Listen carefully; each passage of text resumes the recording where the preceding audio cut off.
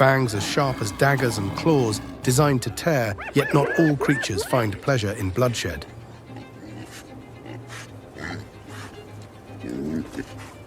The motivation oscillates between the compelling need to satisfy a voracious hunger or the primordial instinct to protect a genetic legacy. Witness the relentless judgment that nature dictates in this titanic duel, warthog versus lion.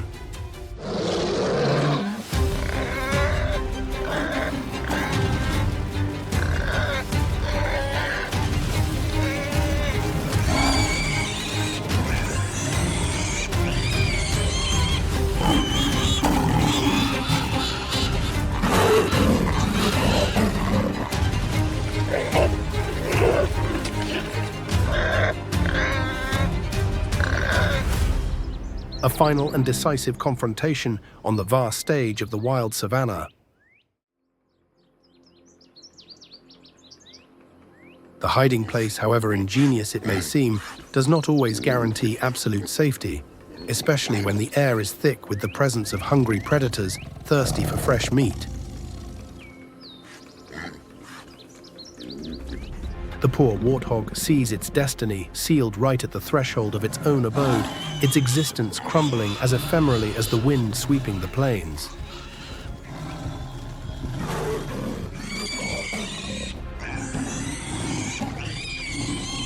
For the powerful lion, a single prey never seems enough to satisfy its insatiable appetite, but to survive in this hostile kingdom, each must fend for itself.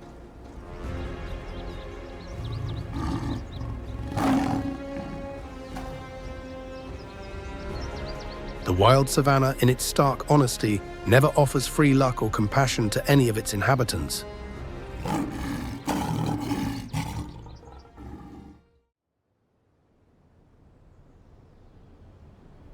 The warthog, one of the rare and resilient creatures that not only tolerates but actually seems to appreciate the stifling heat of 104 degrees Fahrenheit. This is a close-knit family group known as a sounder, formed by mothers of unshakable resilience and their future generations the hope of the species.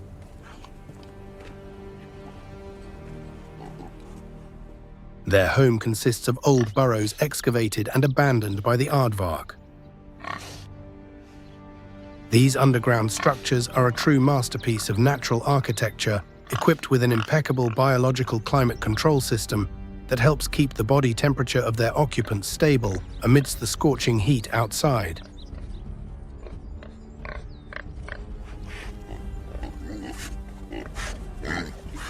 However, this refuge can also tragically become the exit door from life if they are cornered. Nothing here is guaranteed or written in stone. In the wild world, innocence or carelessness is a sentence of immediate farewell. The leopard, a solitary and stealthy hunter, lives in a perpetual search for the slightest opportunity. The farewell from this world rarely gives advance notice.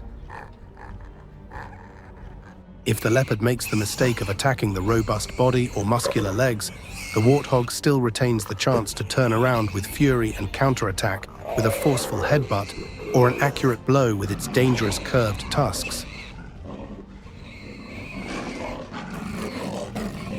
The neck is the decisive and vulnerable point. But when the lion enters the scene with its brute force, it doesn't even need to sweat to claim its prey. Like an unavoidable tax collector, it imposes the supreme law of the wild nature.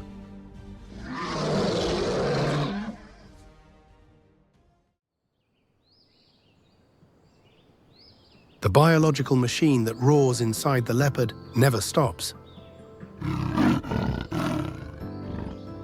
It needs to consume at least 8.8 pounds of fresh meat every day, simply to keep its heart beating and its muscles ready for action.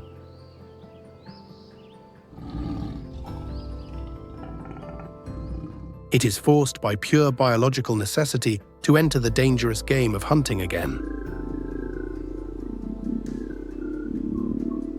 Once again, its target is the warthog. a prey that offers plenty of meat and is rich in vital proteins. The layer of fat hidden under its tough skin provides a generous reserve of energy for the predator. Furthermore, its internal organs are large, easy to digest, and packed with essential nutrients.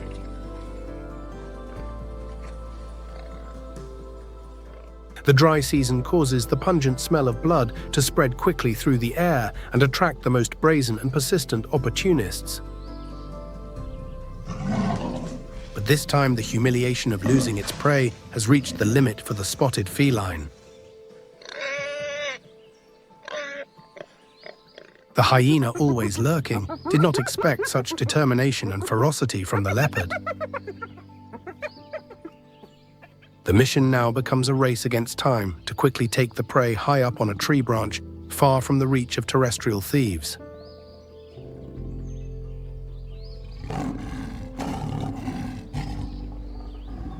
Few have the privilege of accessing the leopard's suspended pantry, its safe haven.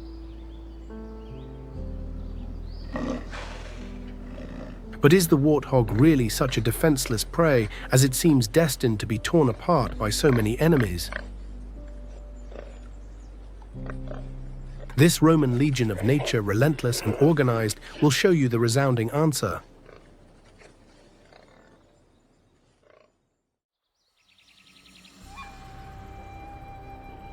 The African wild dog, or painted dog, possesses a hunting success rate that reaches an astonishing 80%, surpassing most big cats. And that fame of lethal efficiency is not in vain. The warthog, in its daily routine, would never expect wild dogs to dare hunt under the scorching midday sun, but atrocious hunger has already spoken louder than thermal caution.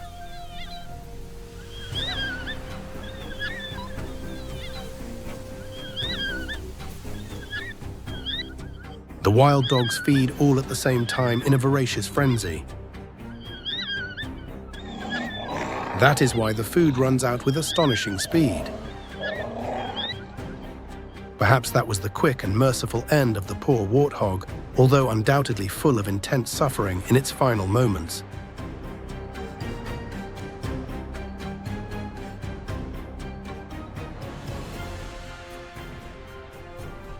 They say that God created all living beings with love and purpose, but in this brutal instant, he seems to have looked away, letting the law of the wild nature decide who has the strength and luck to deserve to see tomorrow.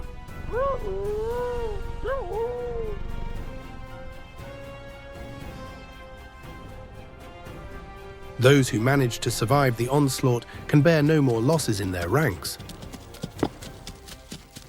Even being in a group and outnumbering facing those bloody fangs, they still hesitate and fear.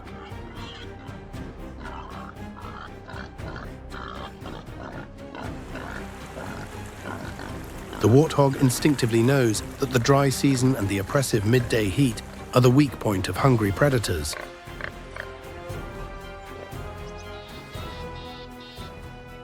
Breathing is still panting and ragged, but there is a breath of pride and survival amidst it.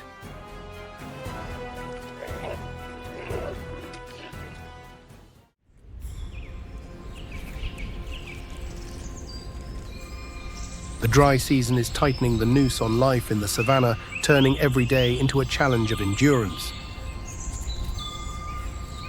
The warthog, however, seems to miraculously escape that cruel rule. They feed on deep roots, dry tubers, and withered grass food sources that many other animals simply ignore for being inaccessible or not very nutritious.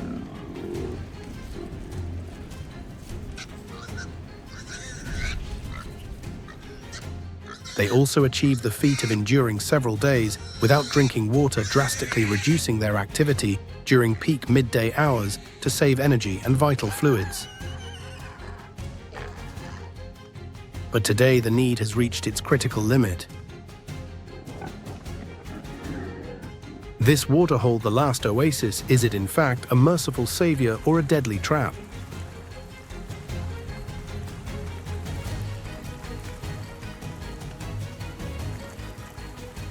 If that crushing bite of 4,946 pounds force from a larger predator reaches it, there will be no later to tell about it. Few predators risk spending energy hunting during the heat of the day.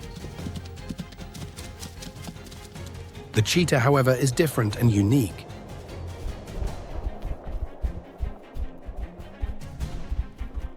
The black tear-shaped stripes running down its face absorb intense light and reduce the sun's glare, allowing it clear vision. That is why the cheetah easily identifies a warthog, returning distracted and confident from the waterhole. The biological Ferrari of the natural world sets in motion.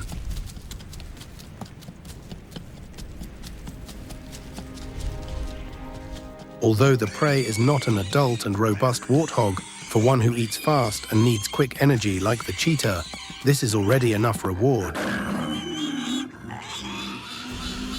The mother warthog, who narrowly escaped death, helplessly witnesses her young being taken away right before her own eyes. Shortly after, voracious hunger returns after such a brief and insufficient meal, pushing the cheetah to hunt again, defying the heat.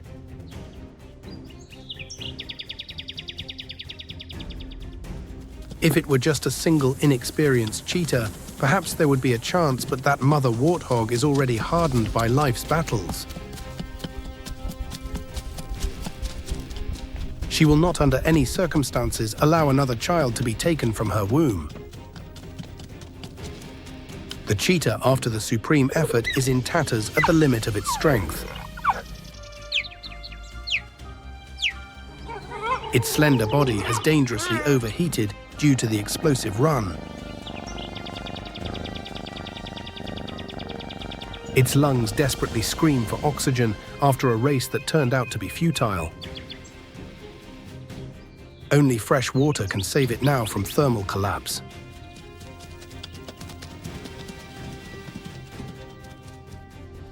The riverbed, a silent witness to so many lives and deaths, offers no mercy whatsoever. He who lives by the sword dies by the sword, an inescapable truth. Nothing is eternal or safe in this wild and changing kingdom.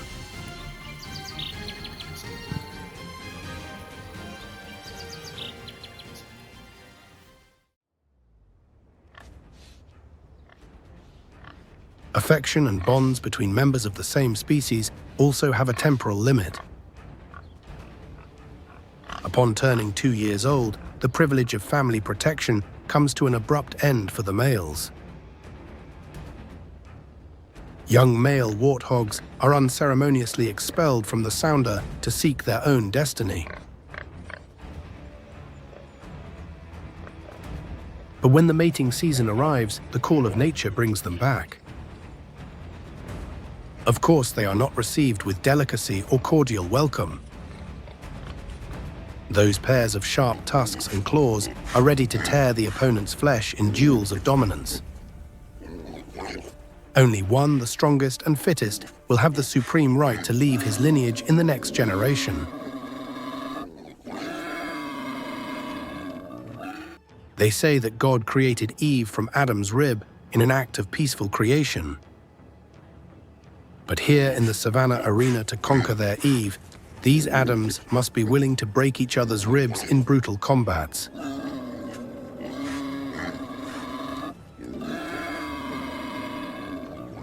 Even so, in the hierarchy of life, it is the female who occupies the highest and most central place of all as the giver of life. The dry season in the southern Serengeti still remains a fertile and vital refuge for all those who manage to arrive. The immense migratory herds coming from the north are about to arrive, bringing with them the promise of abundance. And what awaits them in these lands is not just vast fields of nutritious grass. The proud and lethal nobility of the savannah has already awakened to the thunderous sound of thousands of stampeding hooves. The lion prepares. There are those who barely felt the fresh smell of the grass and in a twist of fate already tasted the metallic flavor of their own blood. The dry season is uncomfortable and hard, but it offers a tactical advantage. It allows the lion to hide perfectly in the dry and golden vegetation, camouflaging for the ambush. A modest consolation for the king. This is the best food opportunity since the beginning of the relentless dry season. But an adult male lion with his great muscle mass can consume up to 88 pounds of meat at one time. So a single prey is far from enough to satisfy the pride. But the migratory herds do not bring only wildebeests in their living tide. The zebra, with its striped pattern, offers plenty of meat and has less physical endurance than the robust wildebeest. A promising and tempting target. The lion easily anticipates their path and movements. Without the wildebeests nearby to alert or confuse, the zebras are totally disoriented and vulnerable. I am sure you have already realized something fundamental in the dynamics of the pride. Yes, the lionesses are the main and most effective hunters. They are smaller, more agile, faster and more flexible than the males. Meanwhile, their muscular and maned partners stay behind to protect the territory and the pride from intruders. Do you think this role distribution is fair?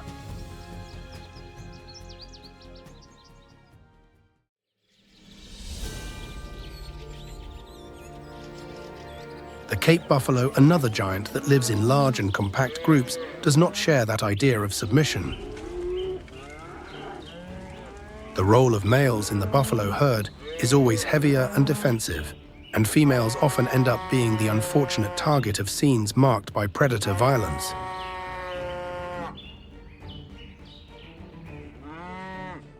Like wildebeests and zebras, buffaloes need to move constantly in a nomadic search for water and pasture. A true biological tank of 1,764 pounds of pure muscle and bad temper.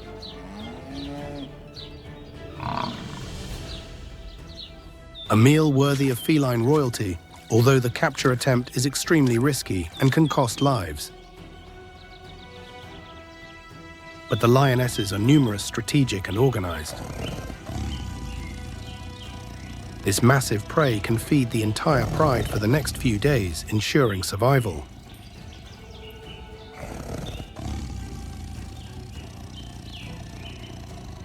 But overconfidence is the hunter's grave, even more so when the lion's success rate is not among the highest in the animal kingdom. That brutal headbutt from the buffalo was able to knock down even the illusions of victory and the self-sufficiency of the hunters.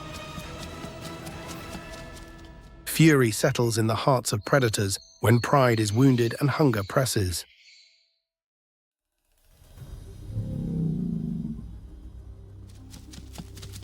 The lords of the savannah now aim their sights at another more accessible target.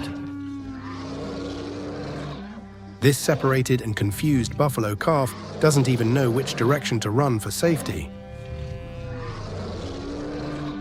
The lioness, expert and lethal, does not give it the right to choose its destiny.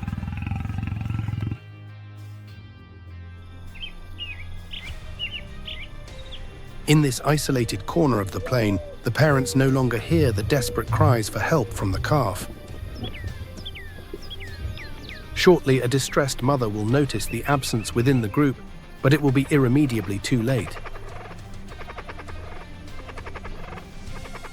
The vultures, always vigilant in the sky, have already cleaned every trace of flesh and bone, as if a bloody hunt had never happened there.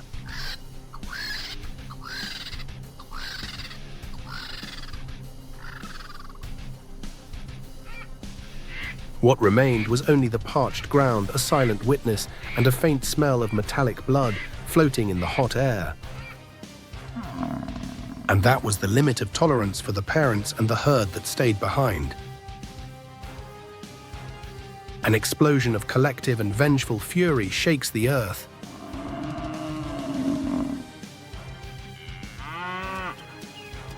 "600 individuals, an unstoppable force. A living and thunderous wall made of curved horns and tense muscles rises against the felines. 2 lionesses remain there trembling, seeming small and vulnerable before this black tsunami of revenge.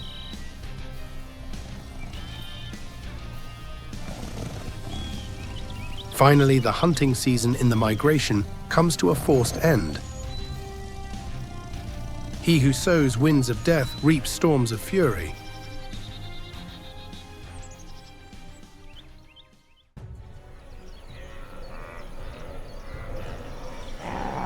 Even when the hunt is successful and the prey falls, sometimes the lion's feast does not go as expected due to competition.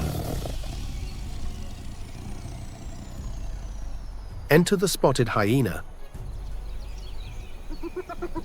Do not call them cowardly thieves who live only on carrion, for they possess that legendary jaw capable of crushing bones.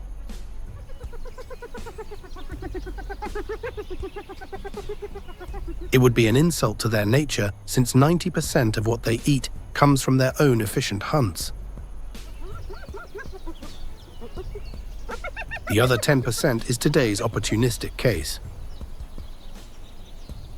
The lioness, impatient or hungry, didn't even wait for the arrival of her male partner to secure the prey.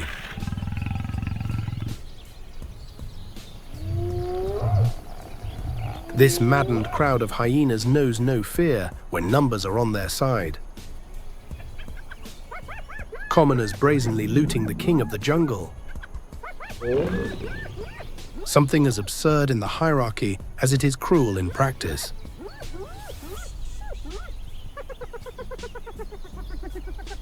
But arrogance has always been the sweetest poison, tasted before the inevitable fall.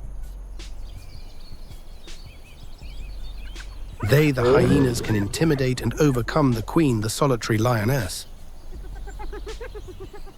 But as for the true king, the adult male in his prime, whoever dares to claim that they would emerge victorious against him, is simply foolish and arrogant. Despite being a powerful king, the lion still has biological weaknesses and physical limits.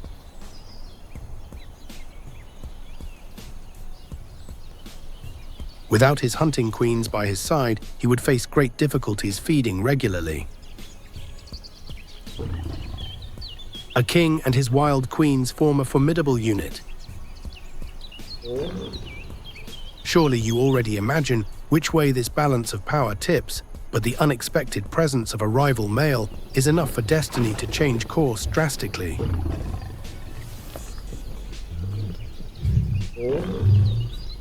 That is why the lion always needs allies and his pride to survive and maintain his dominance, and this becomes even more crucial and bloody in the battles for the throne and territory.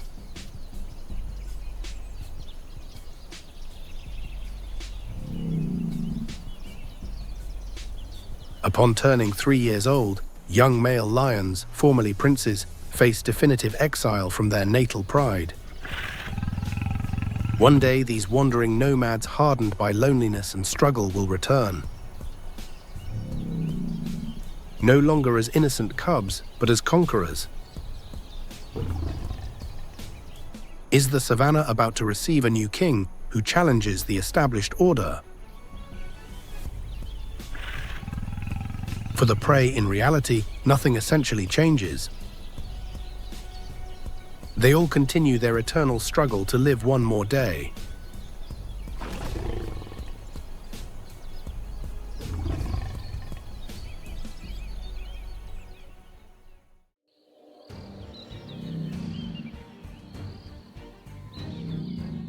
The lion is an explosive sprinter, not an endurance marathon runner. Despite reaching impressive speeds of up to 50 miles per hour, It can only maintain that top speed for a few critical seconds.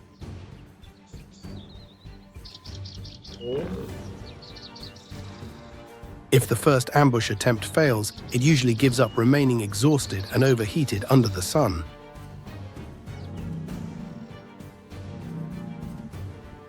This is one of the fundamental reasons why the lion does not appreciate the dry season, which makes stalking difficult.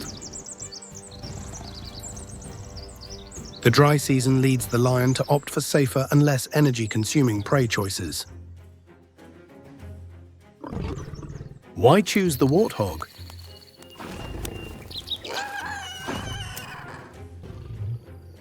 They occupy the ideal spot in the food chain for an opportunistic predator. They have moderate speed, offer abundant meat, and present evident vulnerabilities if surprised away from their burrows.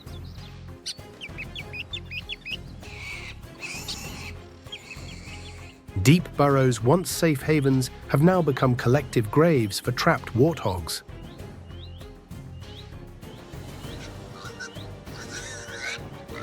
The queens, the lionesses, are just the efficient hunters who provide. The lords of the territory, the males, always arrive later to claim their share of the loot.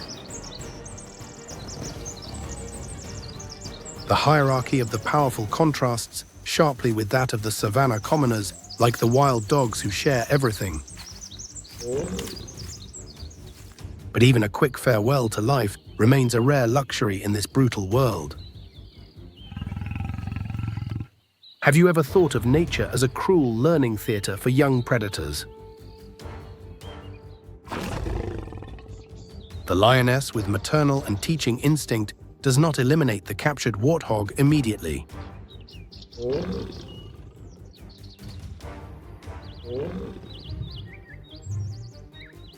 She needs a live and resistant practice target for her cub's first hunting lesson. At 6 months old, lion cubs need to awaken and sharpen their lethal instincts through real practice. The warthog slowly weakens under the harassment of the apprentices, unwittingly serving the enemy's evolution. Relentless is nature's school. Terror spreads like an epidemic among the prey.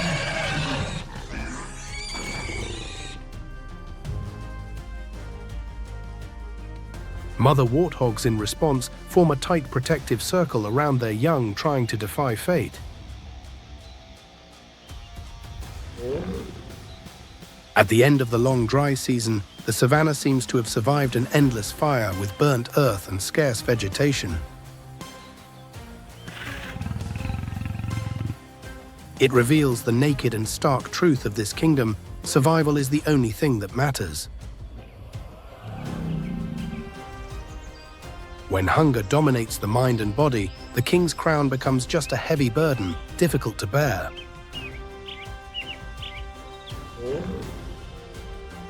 An old, large warthog, hardened by the years, would be a worthy and saving feast.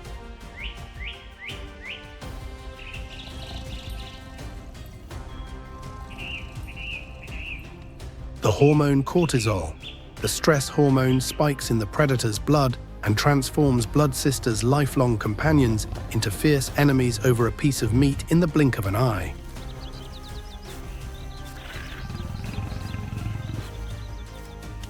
This is how the other inhabitants see this decaying empire, pure sarcasm of existence.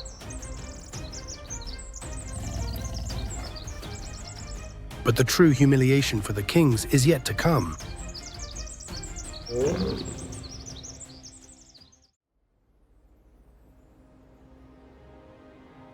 On the other side of the dispute for survival, the warthog, cunning and observant, has already realized that the lions have reached the limit of their strength.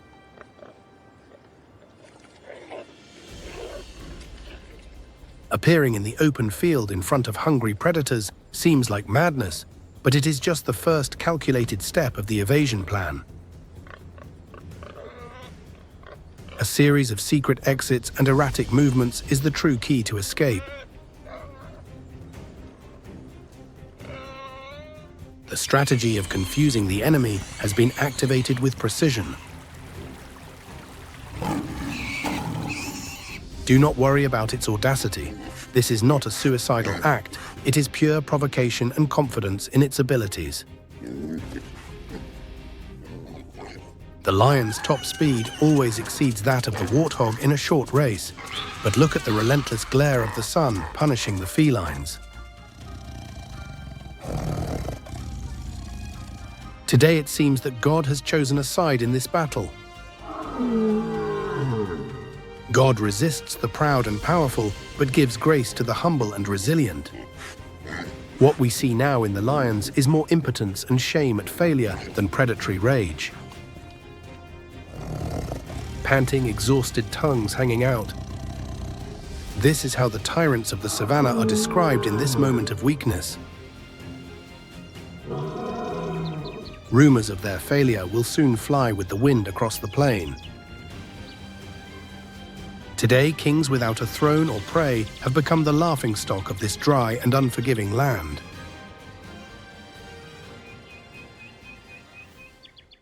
Even those hiding under the murky waters, like the hippopotamus, have already heard of this feline humiliation. This has really maddened the lion, wounding his pride. Not even when trying to drink water quietly was he spared from provocations and danger. The hippopotamus has never been an easy animal to intimidate, not even for a lion. It is one of the most imposing, aggressive, and respected animals in all of Africa. The lion's defiant attitude remained marked in the aquatic giant's memory. And the hippopotamus is intelligent and strong enough to know exactly where the lion's weakness lies in its territory.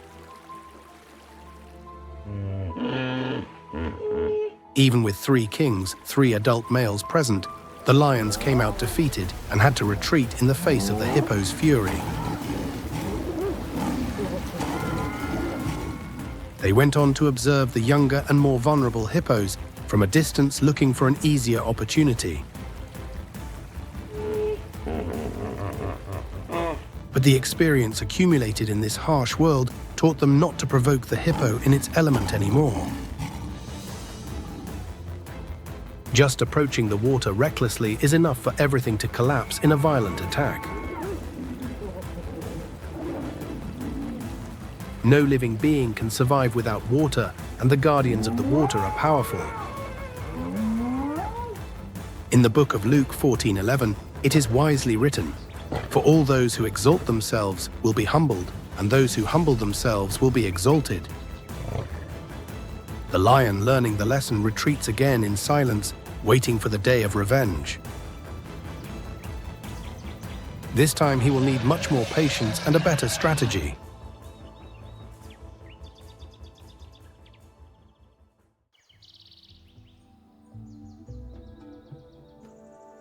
Sometimes nature becomes kinder and more generous, bestowing gentle rains and refreshing waters that transform the landscape, and the destiny of its inhabitants shifts towards hope.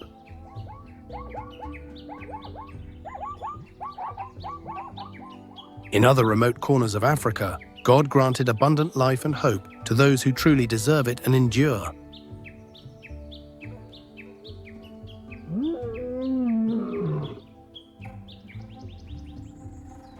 The Chobe River, with its blue water meandering vitally through the arid land, is the lifeline and pulsating heart of Chobe National Park, a place where the infinite sky and fertile soil seem to unite in the humid and creative breath of nature.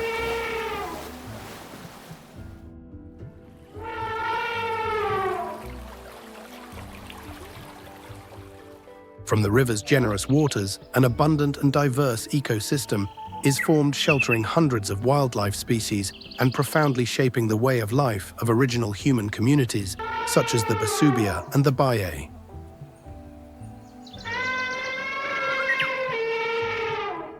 Strategically located in the center of the region, known as Four Corners, and legally protected since 1961, Chobe officially became a national park in 1968, opening the door to a world of untamed, preserved, and immersive nature.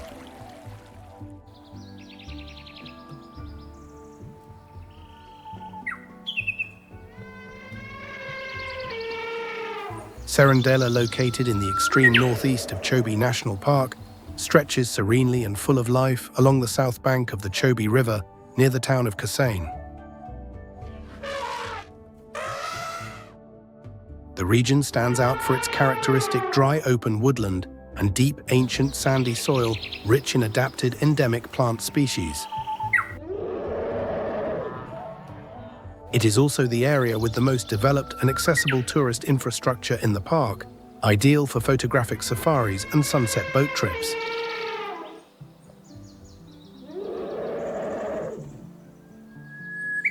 The area known as Chobe Riverfront possesses the highest concentration of African elephants on the entire continent, reaching an astounding density of 3.1 individuals per square mile.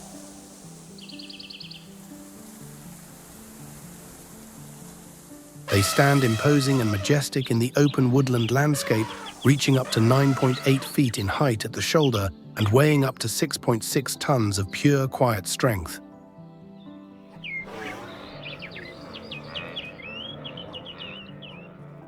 The enormous ears, about 5.9 feet wide, each are a distinctive mark of the species and also help vitally in heat dissipation, acting as radiators to adjust body temperature in the hot African climate.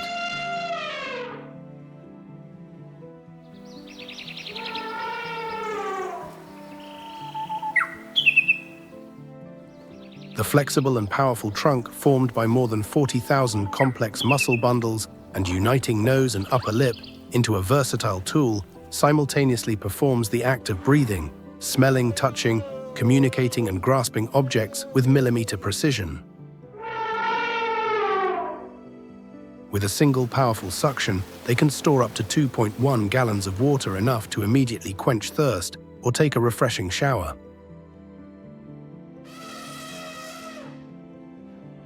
Ivory tusks, which grow from modified incisor teeth, serve as multi-purpose tools to dig water wells in dry beds, break tough branches, and strip nutritious bark from trees, essential skills for survival throughout the harsh dry seasons.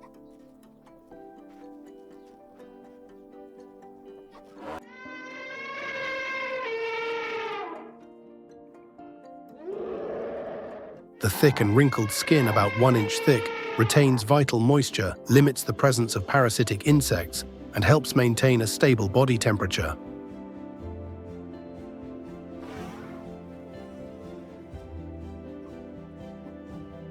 Of approximately 415,000 individuals remaining across the African continent, Botswana, and especially this region, proudly protects almost 130,000, being a last great refuge. Each elephant group is a cohesive and complex social structure, led by an experienced and wise matriarch who guards the group's knowledge. They care for one another with devotion, collectively shelter and protect the young, share scarce water sources, and demonstrate deep emotions and grief when a member leaves or dies.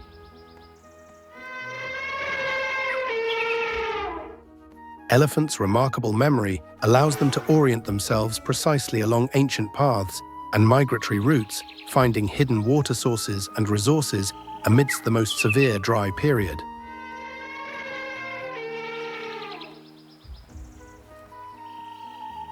Communication occurs through a variety of sounds, including low-frequency infrasound that travels several miles through the air and sometimes propagates through the ground as delicate vibrations they detect with their feet.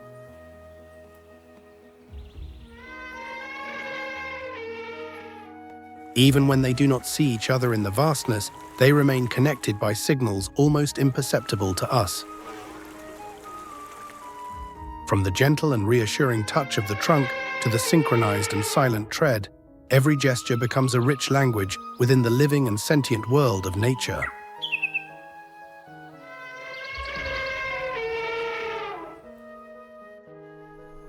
When the dry season lengthens and the vegetation along the Chobe River loses its vibrant green, they leave the teak forests, Baikea traverse hot sand soils and dunes to reach open fields and riverbeds that still hold a little groundwater.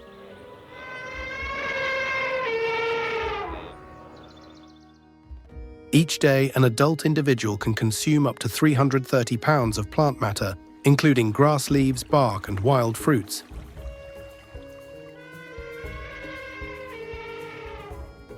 This intense and massive feeding habit makes them true ecological engineers, modifying the landscape and contributing to reorganizing the ecosystem for future generations of animals and plants. The gestation period is incredibly long-lasting, about 22 months, almost 2 years, with intervals of 3 to 6 years between calf births, resulting in a very slow reproductive rate. This biological characteristic is one of the main reasons why the species is worryingly classified as vulnerable by the International Union for Conservation of Nature in the year 2024.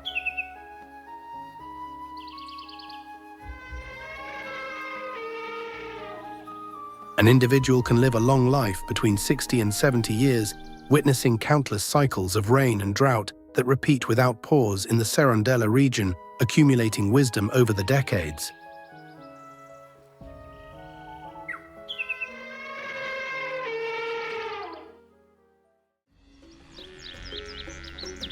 Elephants are not the only giants that occupy and dominate this fertile region. The African buffalo also shows itself as a silent and gregarious warrior, with a firm bearing, intense gaze, and serene yet explosive strength. With a robust and massive body, legs solid as temple pillars, and a heavy and armed head, they look like living fortresses moving across the savannah. Adult males stand out for their imposing size and possess a pair of massive curved horns that can reach 39 inches in width, with the fused area called the boss in the center of the forehead, as resistant as reinforced concrete, capable of stopping a bullet.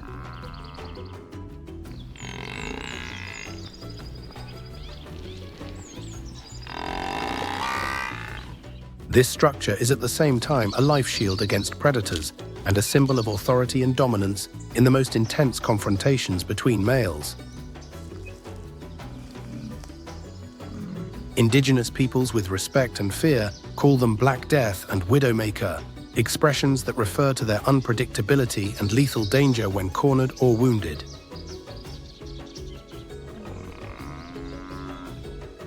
Even so, behind that firm and fearsome appearance, there exists a society organized with precision and loyalty. Large groups or herds can exceed 1,000 individuals, are black-tied, led and protected by experienced females and dominant males.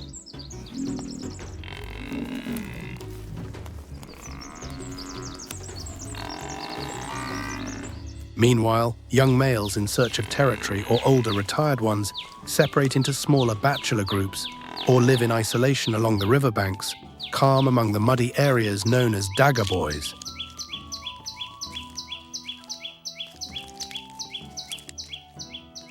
Despite being able to exceed 1,984 pounds in weight, they swim with the skill and ease of experienced divers when necessary to cross deep waters. The Chobe River is not an impassable barrier, but an essential corridor of life to reach fresh and safe pastures on the other side.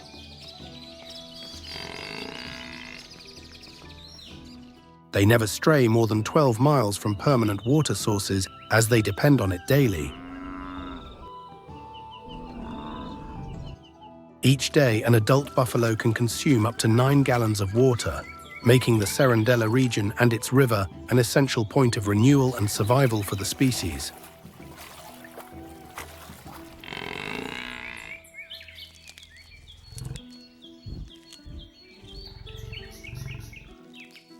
Buffaloes possess a wide muzzle and strong worn teeth adapted both for grazing tall fibrous grass and for browsing tough leaves and branches when food becomes scarce in the drought.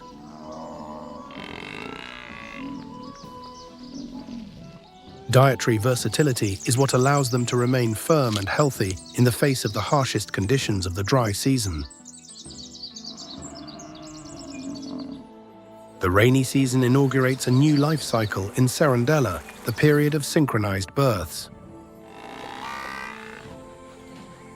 After 11 months of gestation, the calf emerges into the world, manages to stand wobbling in a few minutes, and remains glued to the mother for protection and nourishment.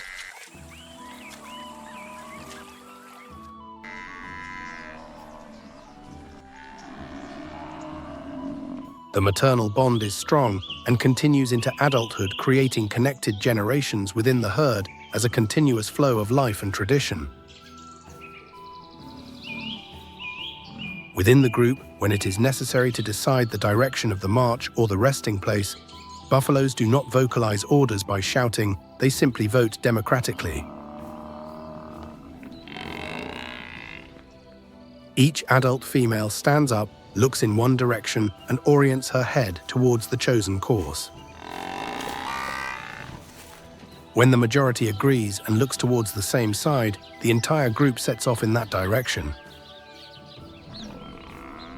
A form of silent, instinctive democracy, but extremely precise and effective for the survival of the collective.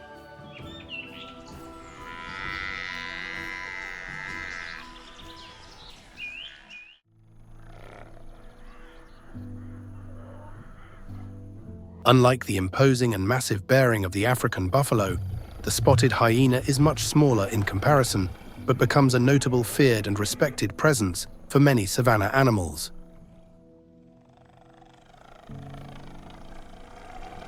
Still, it is the largest and most powerful species of the hyena family, surpassing in size and strength the striped hyena and the brown hyena.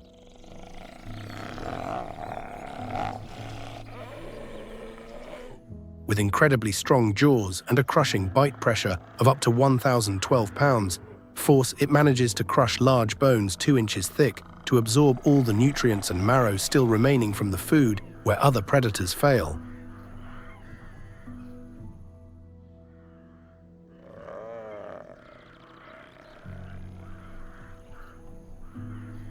This species' digestive system is a marvel of evolution, functioning with an acidic efficiency capable of utilizing almost the entire body of the consumed animal: tough skin, solid bones, teeth, and hooves. The only discarded part is the hair and the hardest hooves, which are not digestible and are regurgitated. Physical endurance is another key advantage. They manage to maintain a trotting speed of 6 miles per hour for several hours without tiring patrolling their territory. When it is necessary to hunt or flee, they accelerate explosively and reach 37 miles per hour. The life of spotted hyenas is linked to very close-knit and complex social clans that can reach up to 80 individuals.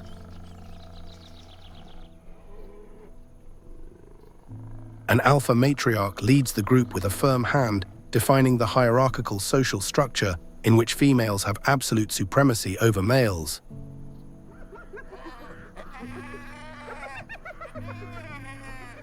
Females, larger and more aggressive, have priority in access to food, best resting places, mate choice, and transmit their dominant position and rank to their daughters and future generations.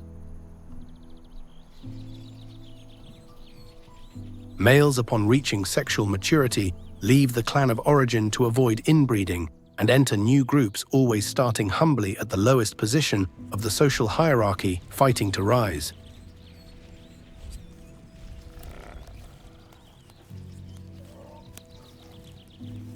Hyenas work together, tactically applying intelligent and coordinated strategies to take down large prey like wildebeests, zebras, and even dangerous buffalo calves.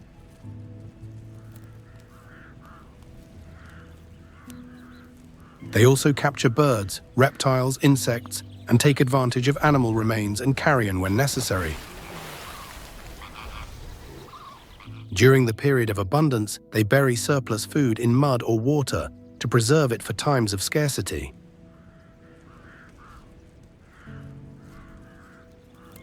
Hyenas' vocal communication is remarkable and varied. They emit high-pitched and characteristic vocalizations similar to maniacal laughter when tense, excited, or in conflict, in addition to 11 other distinct types of sounds to communicate with the clan over long distances.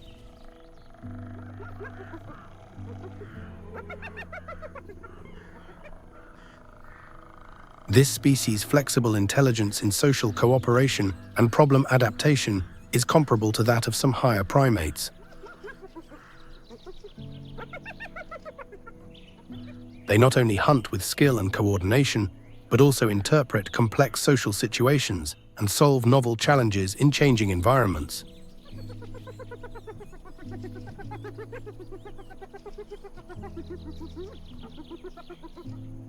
In nature, it plays an essential and sanitary role by controlling herbivore populations and quickly removing carrion that could spread diseases, helping to maintain the sanitary balance of the ecosystem.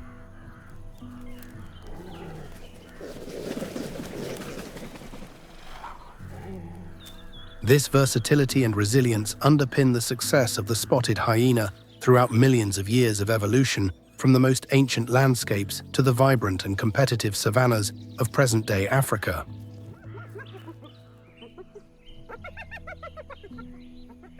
It is not only the terrestrial clans of spotted hyenas that follow the trail of death and wildlife. High above silent and dark silhouettes also cross the sky, sharing the same destiny as cleaners.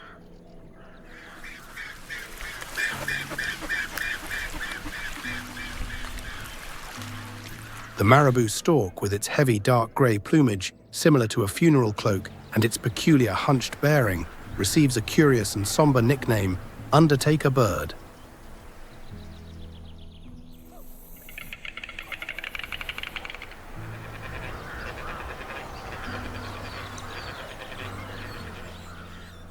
Standing up to 4.9 feet tall and weighing up to 20 pounds, the marabou is one of the largest and most impressive storks on the planet.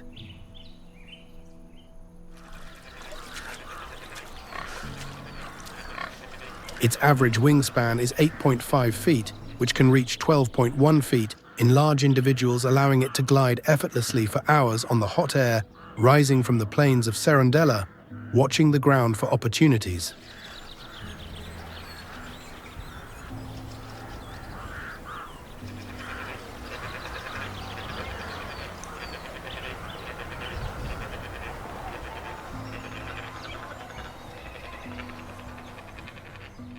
The naked head and neck, featherless and with reddish spotted skin, create a unique and somewhat grotesque appearance by human standards.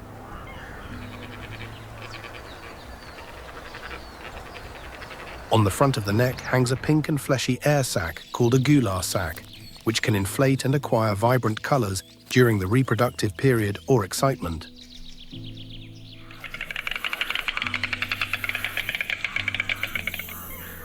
It helps attract mates, regulate body temperature, or balance the weight of the long and massive beak. Leg and toe bones are hollow to reduce weight, facilitating smooth flight and takeoff for such a large bird.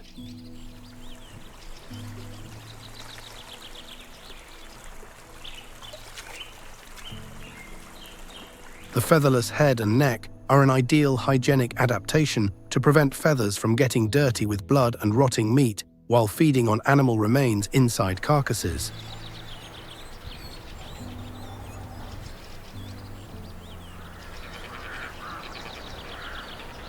The marabou is an effective scavenger that feeds on remains of buffalo, zebra, wildebeest, and antelopes, as well as human waste, significantly contributing to environmental cleanliness and helping prevent the spread of bacterial diseases.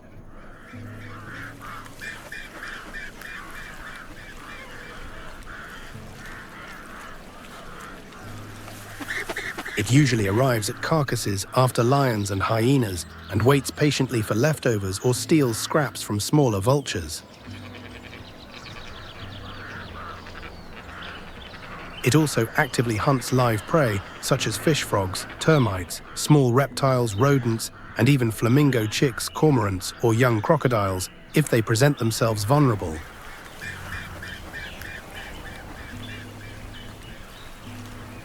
When the opportunity arises in the dry season, when the Chobe River recedes and reveals muddy areas rich in trapped fish, marabou gather in large opportunistic groups.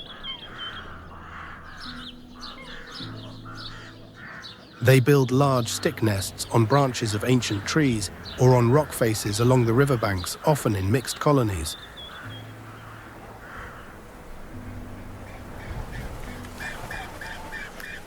From the open savannas below the Sahara to swamps, river margins, and even landfills in expanding cities, they appear as living proof of nature's incredible capacity for adaptation and survival.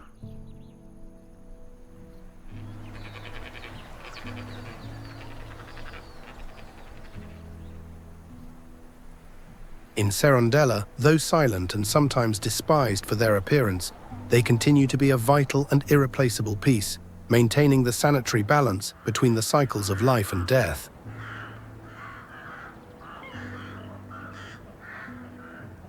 Who do you think is more efficient and crucial in cleaning up African nature?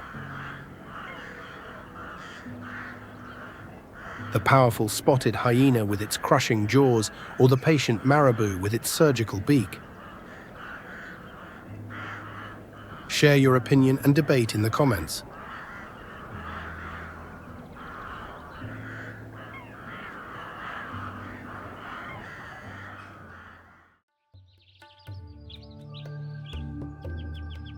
Meanwhile, the Savuti Marsh, located in the southwest of Chobe Park, is a unique, dynamic, and fascinating part of the ecosystem of the flooded areas of the Zambezi region.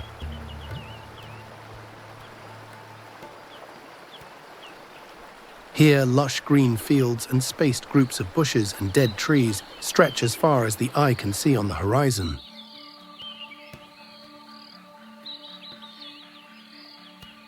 Every rainy season, the region is miraculously reborn when water floods the dry plain again, attracting life.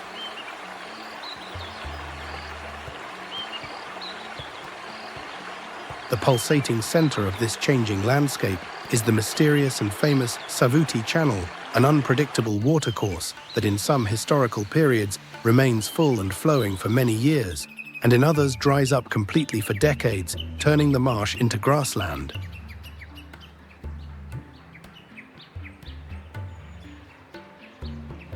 Observation tours in this area reveal the intense and dramatic cycle between extreme aridity and natural aquatic renewal.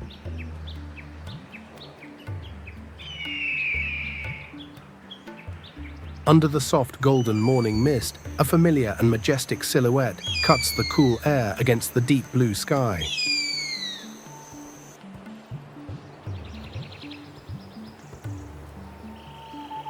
It is the African fish eagle, a vibrant and sonorous symbol of the continent's wildlife and absolute sovereign of the skies and waters of this place.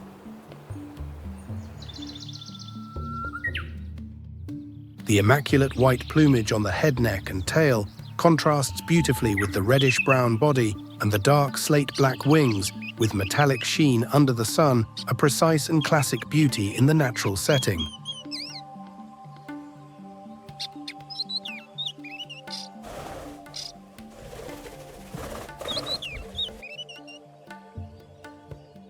They are about 2 to 2.3 feet tall and have a powerful wingspan that reaches 7.9 feet.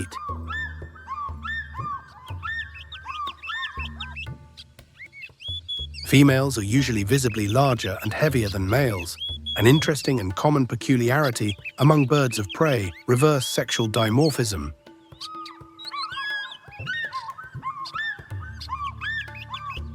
The imposing posture when perched recalls a solitary and proud warrior silently protecting delicate life and its domain under the open horizon.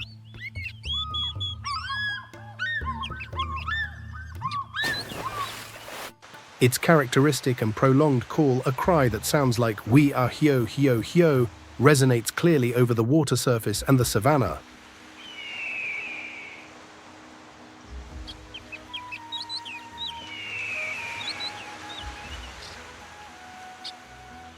It is poetically known as the voice of Africa, a sacred and nostalgic sound of the earth resonating like a call from the creator to nature.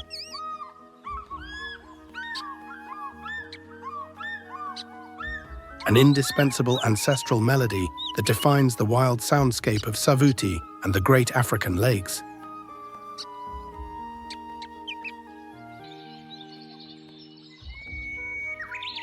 Every movement of the species from flight to hunting is the result of millions of years of perfected evolution.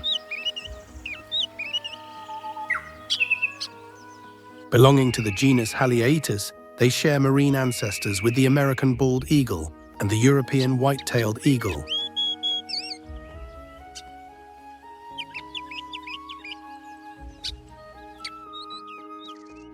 Their piercing yellow eyes possess a visual acuity 3 to 3.5 times superior to humans, capable of detecting silver fish shining underwater hundreds of yards away from the air.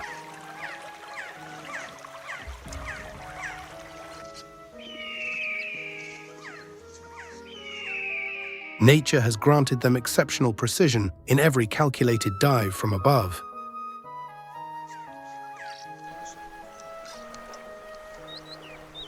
The Savuti Marsh, with its seasonal floods and shallow waters, is an ideal and rich hunting territory.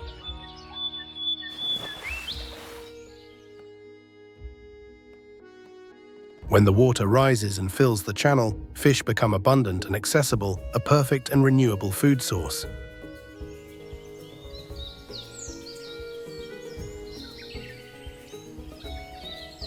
From high up on the dry branches of dead trees, serving as perches, they watch in silence, eyes gliding over every ripple of the water, and then perform a swift and accurate dive, extending talons forward at the last second.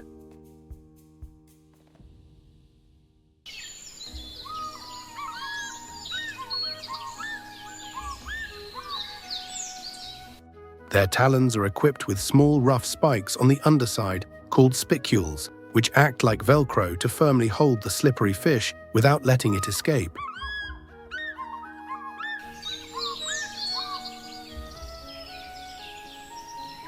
They manage to capture and lift large fish weighing 4 to 8 pounds from the water, sometimes exceeding their own body weight in a display of strength.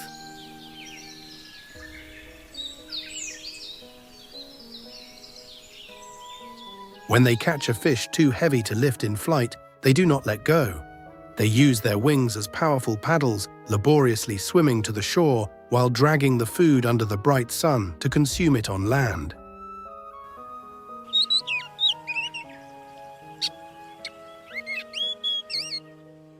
Although fish constitute the majority of their specialized diet, the species' versatility is impressive.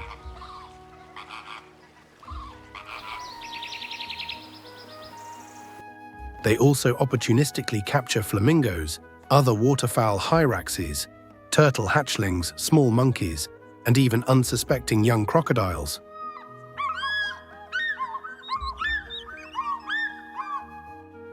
During the dry season, when fish are scarce, they expand their menu to survive. Animal remains and carrion are also utilized when strictly necessary.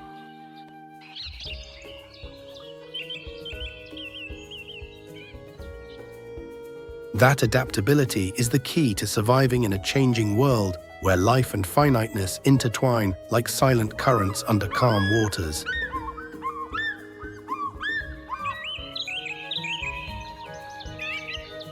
Regarding social behavior, they live in strongly bonded monogamous pairs, firm like the subterranean layers crossing Savuti, often paired for life.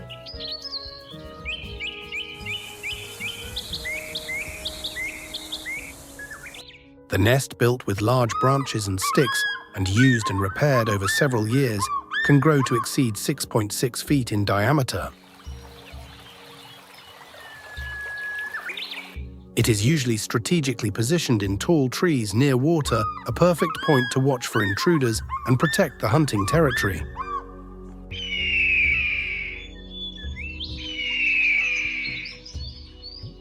They hunt together, vocalize in duet, and share food with their young, an example of constant and family cooperation in nature.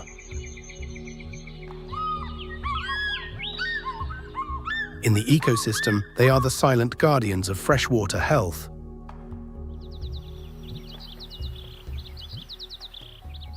Their abundant presence indicates the environmental health of the aquatic system, as they avoid polluted or fishless places.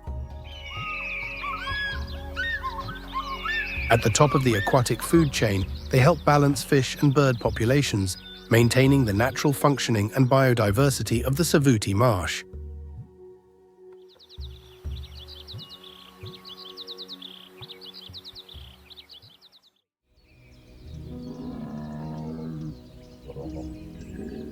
Where the call of the African fish eagle still echoes in the air, the imposing and graceful silhouette of the Angolan giraffe glides silently among the trees through the flooded areas. They rise like living and elegant towers amidst the low nature. The total height varies from 13.1 to 19.7 feet, with the neck alone measuring 6.6 to 8.2 feet. Like a muscular pillar connecting heaven and earth and giving them access to an exclusive world of food. Even at birth, the calf already reaches an astounding height of about 6.6 feet, ready to walk.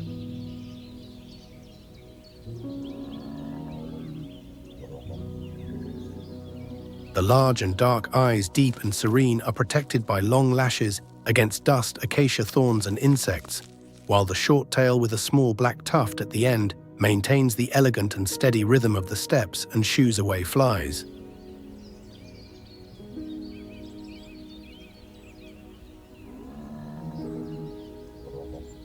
Giraffes live in flexible and open social groups of 5 to 20 individuals whose composition constantly changes according to the season's food availability and social preferences.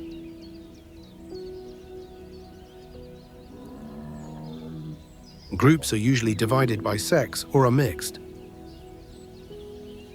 Young males gather in bachelor groups and engage in necking ritualized confrontations, hitting each other with their necks and heads to demonstrate strength and establish hierarchy without serious injuries. When they are adult and dominant, many males live alone patrolling territories, joining female groups only for short periods during the search for mates or food.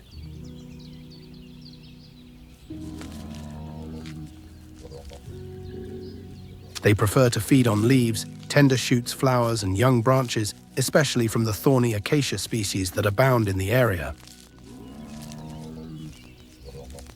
With the prehensile dark and long tongue of up to 17.7 inches and thick, mobile, and resistant lips, they manage to move deftly among the sharp thorns to pluck the most nutritious leaves without getting hurt. Each day, an adult must consume about 75 pounds of vegetation to maintain its huge body, acting as natural pruners and opening space and light for other species to reach the lower foliage.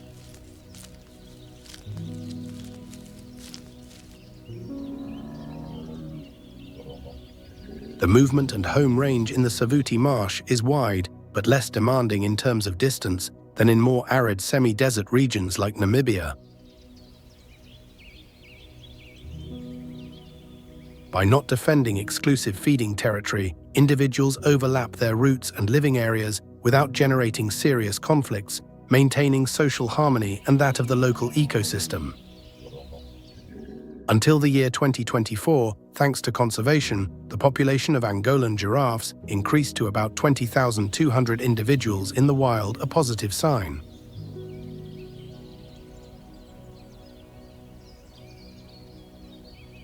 The progress comes from successful reintroduction programs, park management, and intensive cross-border conservation efforts. Even so, serious challenges persist: habitat loss and fragmentation due to agricultural and human expansion, illegal logging, uncontrolled fires, and poaching for meat and skin.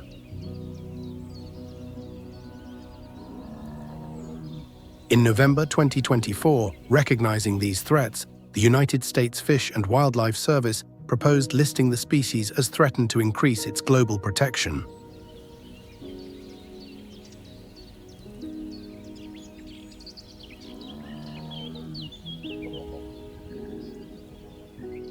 Under the watchful eye of the giant Angolan giraffes, agile and numerous herds of impalas traverse the grass covered in morning dew. The shiny reddish-brown coat of their back and sides glows amidst the grayish-green vegetation like the soft but intense beat of the African dawn. Each adult presents a slender and athletic body, with shoulders between 27.6 and 36.2 inches high, and a light weight between 88 and 168 pounds, designed for speed and jumping.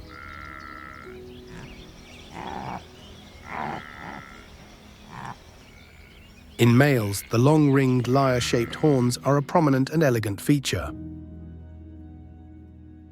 They measure up to 35.4 inches, curved elegantly backwards, outwards and upwards, and firmly becoming a formidable weapon in the breeding season to fight against rivals. On the back and tail, a dark and vertical M-shaped line stands out against the white of the buttocks like a delicate and distinctive mark, marked by the creator for species identification.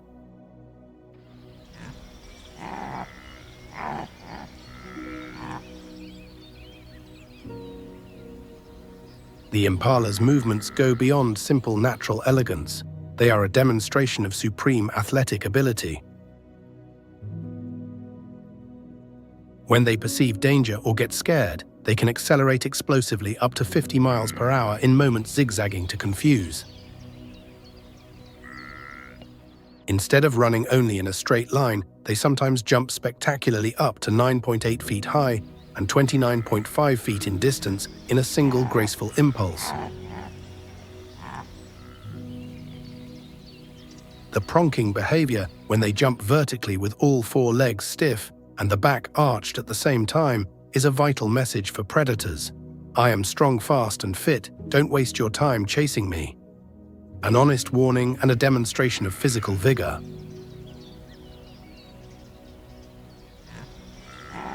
The social life of impalas is strictly organized according to the seasons and the reproductive cycle. Outside the reproductive period, they are divided into two types of groups: herds of bachelor males and herds of females with their young offspring.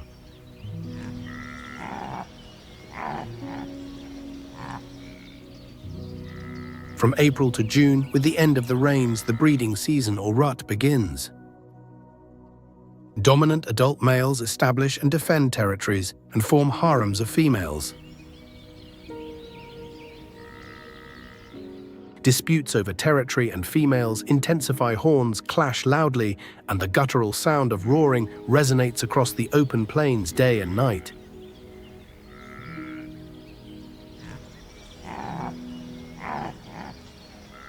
They communicate through different sounds and signals: alarm snorts, loud vocalizations of males in rut, and above all, a loud and abrupt call similar to a bark when they detect danger, alerting the entire neighborhood. Grooming or mutual grooming behavior, licking each other's fur with incisor teeth, is common and removes parasites like ticks, as well as strengthening social bonds and trust within the group.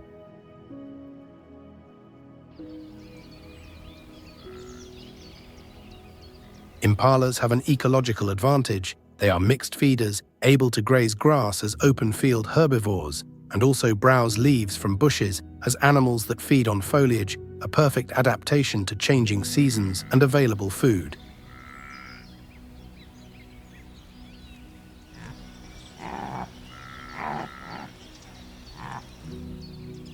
This dietary flexibility helps them endure the dry season and maintain their high populations.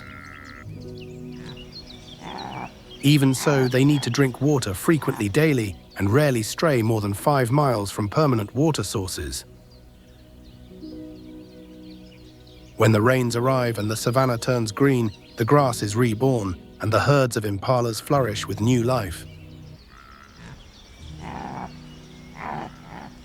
After 6 to 7 months of gestation, the female separates briefly from the herd and gives birth to a single impala calf, a new wave of fragile lives that blends with the vibrant pulse of Savuti.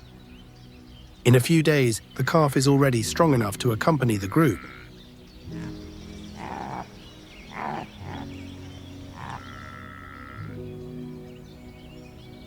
Before that, during its first days, the mother skillfully hides it among the tall bushes or grass, the safest refuge to escape the watchful eyes of savanna predators like hyenas, jackals, and eagles.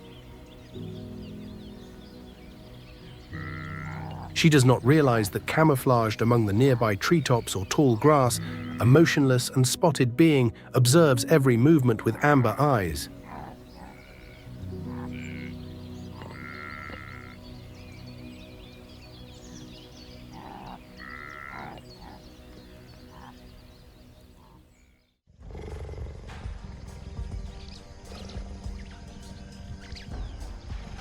The cheetah.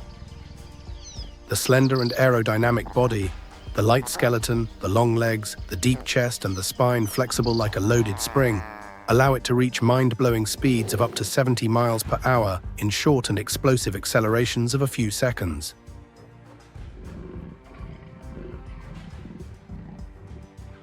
The semi-retractable claws, unique among felines, act like the spikes of an athlete's shoes, gripping the ground for traction, while the long and muscular tail functions as a rudder, maintaining balance and allowing sharp turns in fast curves during the chase.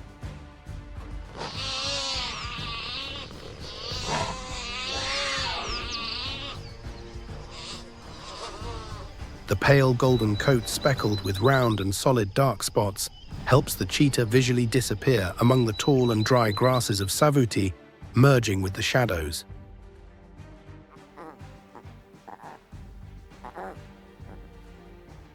On the small and aerodynamic face, two distinctive black stripes run down from the tear duct of the eyes to the mouth, the famous tear stripes, which are believed to reduce the sun's glare and improve vision and focus on the prey in broad daylight.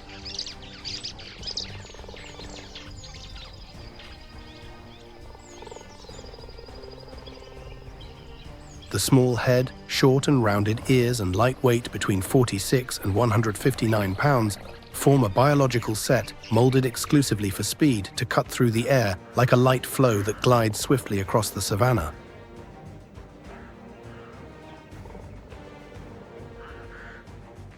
The cheetah's social structure reveals a clear and unique division. Adult females live alone, except when raising cubs, constantly moving through large areas in search of prey and safe places to hide their vulnerable young.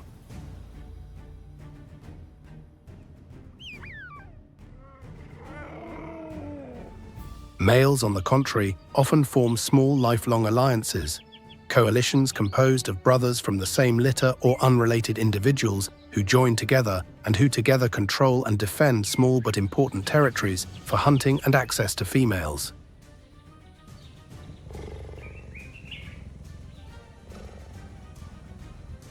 They interact with soft and atypical sounds. For a big cat, high-pitched whistles, like birds chirping vocalizations, purrs, meows, and low and vibrant purrs, when happy, replacing the roars of other big cats.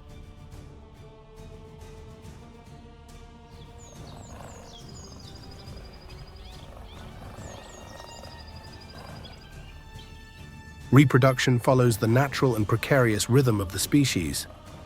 After 90 to 95 days of gestation, the female gives birth to 2 to 5 helpless cubs in dense regions of tall vegetation or thickets.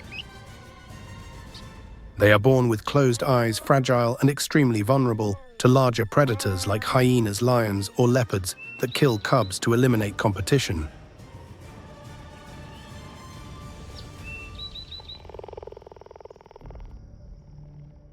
The mother needs to move the cubs from hiding place very frequently, carrying them one by one to prevent their scent from accumulating and being located.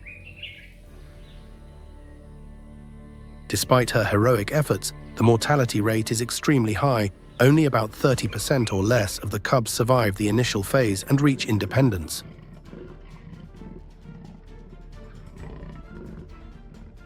The lucky ones who remain stay with the mother for an intensive learning period of 18 to 24 months, learning to hunt, hide, avoid enemies, and face the rigorous and competitive nature of Savuti.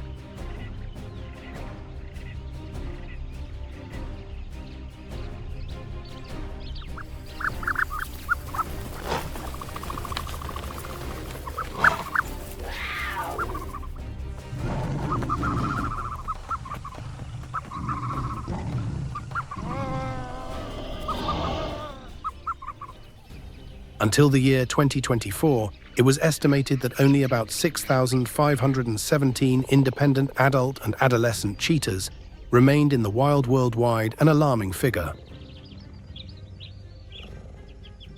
The Southeast African cheetah subspecies represents the majority of that remaining population.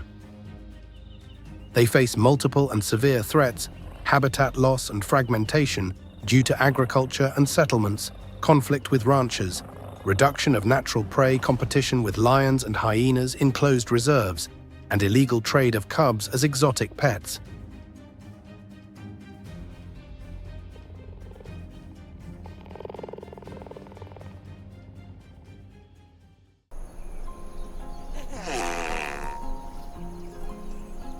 As elegant and adapted to the ground as the cheetah, this bird dominates both the ground and the sky of the savannah.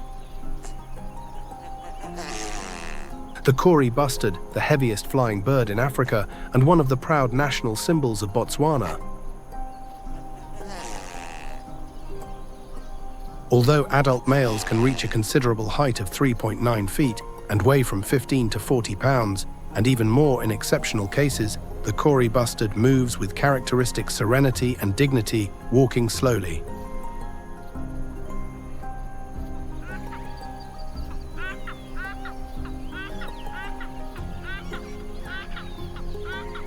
The steps are long, measured and firm.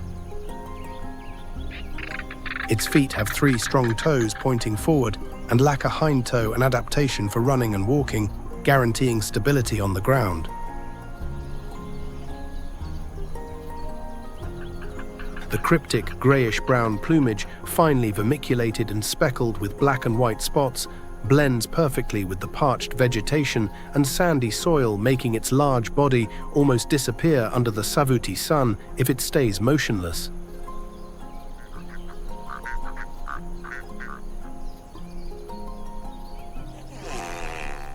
Only when danger gets too close and it cannot go unnoticed, silence is broken. It rises with strength, runs to gain momentum, and flaps its wide and heavy wings with effort until leaving the ground and gliding powerfully close to the grass or trees to escape. But flying is the last alternative due to the high energy cost, as the life of the Kori bustard is intimately linked to the ground where it hunts, rests, breeds, and raises its chicks.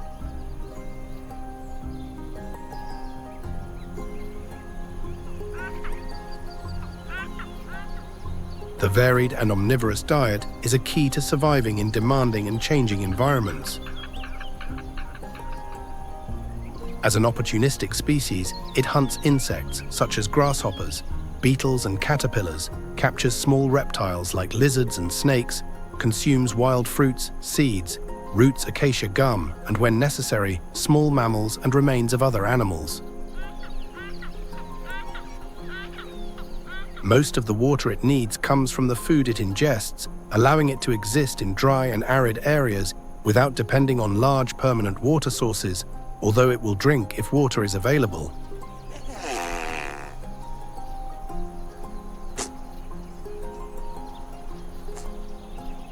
The social life of the Kori bustard tends towards silence and dispersion.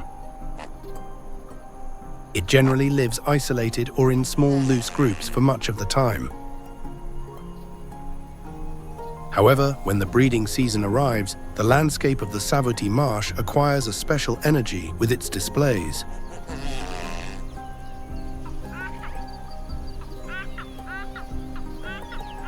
The male performs an impressive and visually striking courtship ritual to attract females.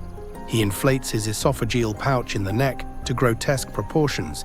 Balloon neck fluffs the feathers of the neck and white chest, making them look like a snowball, raises the tail over the back, exposing the white lower feathers, lowers the wings, and walks slowly and with pomp, while emitting a low and booming sound like a distant drum, oom oom oom, which travels far across the plain.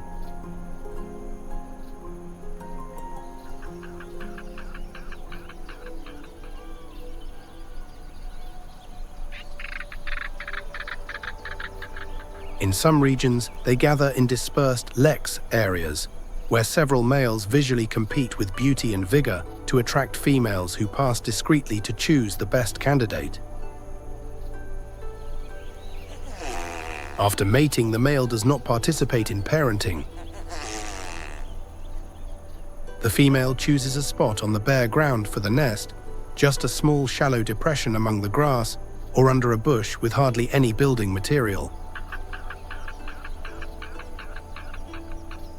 She incubates 1 to 2 spotted eggs for 23 to 30 days in absolute silence and with total dedication, trusting her camouflage.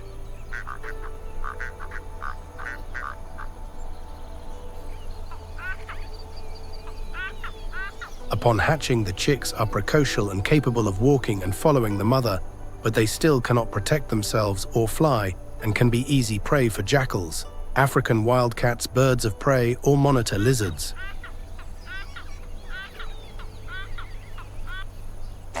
It is the most delicate and dangerous phase of their lives, when vigilant maternal care, teaching, and the natural course of the environment determine the survival of small lives until they can fly. The common ostrich, another iconic bird, is also one of the fastest and largest beings of the savannah, a flightless giant. It can reach impressive heights of up to 9.2 feet and weigh about 330 pounds, surpassing in size and mass any other bird existing in the world today.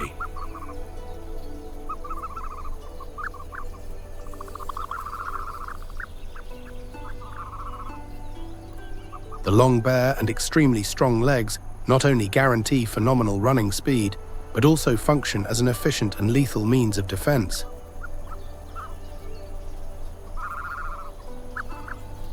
Each leg has only 2 toes, a unique adaptation for running.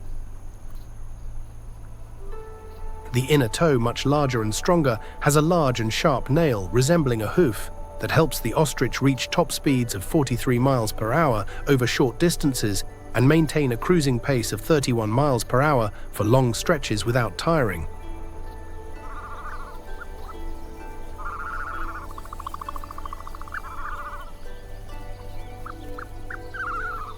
This is the highest speed ever recorded among bipedal animals moving on the ground, allowing them to outrun most predators.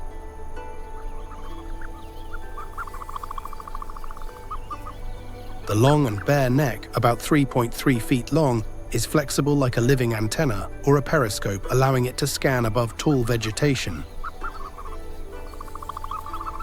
The large eyes, almost 2 inches in diameter, protected by long black eyelashes, are the largest among all vertebrate land animals, allowing acute vision to detect risks and predators at a great distance on the open plain.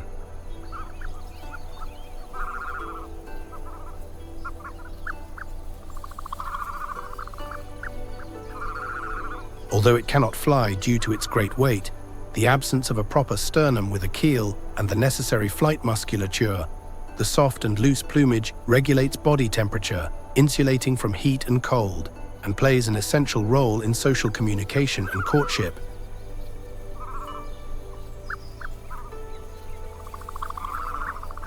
The ostrich's diet is predominantly plant-based and varied.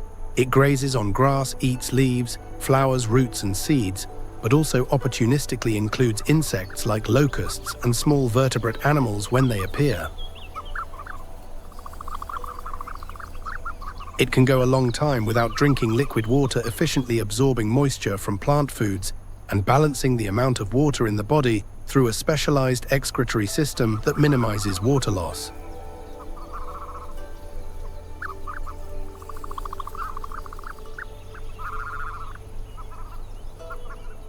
Lacking teeth to grind hard food in its muscular gizzard, it instinctively swallows small stones and pebbles, gastroliths, that help in mechanical digestion. The breeding season is when its social and territorial behavior becomes most evident and spectacular. A dominant male defends a territory and leads a harem of several females. He performs complex courtship displays, flapping wings, alternately tilting the head back, crouching and moving the tail and neck, rhythmic gestures to attract mates.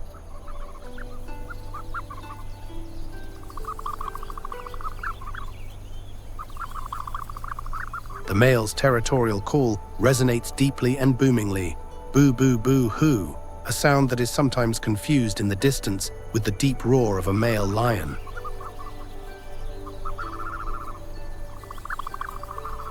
Several females of the harem, including the main major female, lay their eggs in a single communal nest, a shallow cavity scraped in the ground by the male that can accumulate up to 60 huge and shiny eggs, although only about 20 have a real chance of being successfully incubated.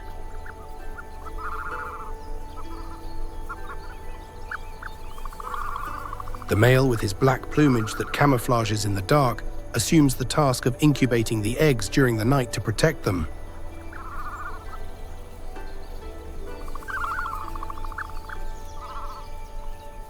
During the day, the major female with her earthy brown plumage that blends with the Savannah takes the turn in surveillance and incubation. Ostrich eggs are the largest of all living birds. They weigh around 3 pounds each and can measure up to 6 inches long with a very hard shell.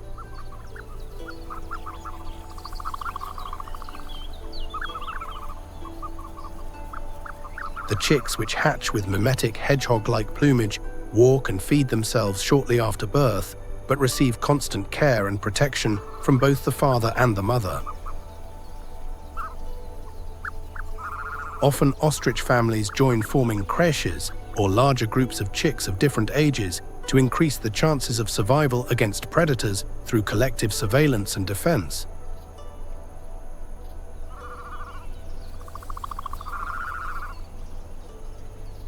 If you could choose a superpower or ability from the beings of Savuti to survive in the wild, what would it be?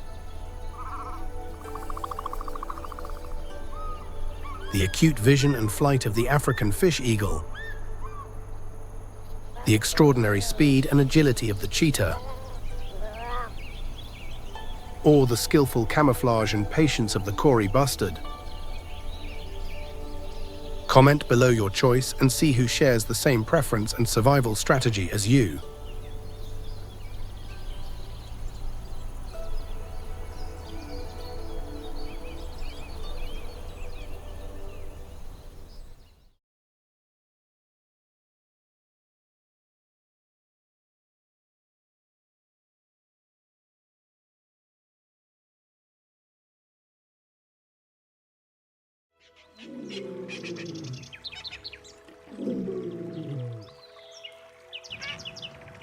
This magnificent and statuesque being is the result of millions of years of adaptation and specialization in wetlands.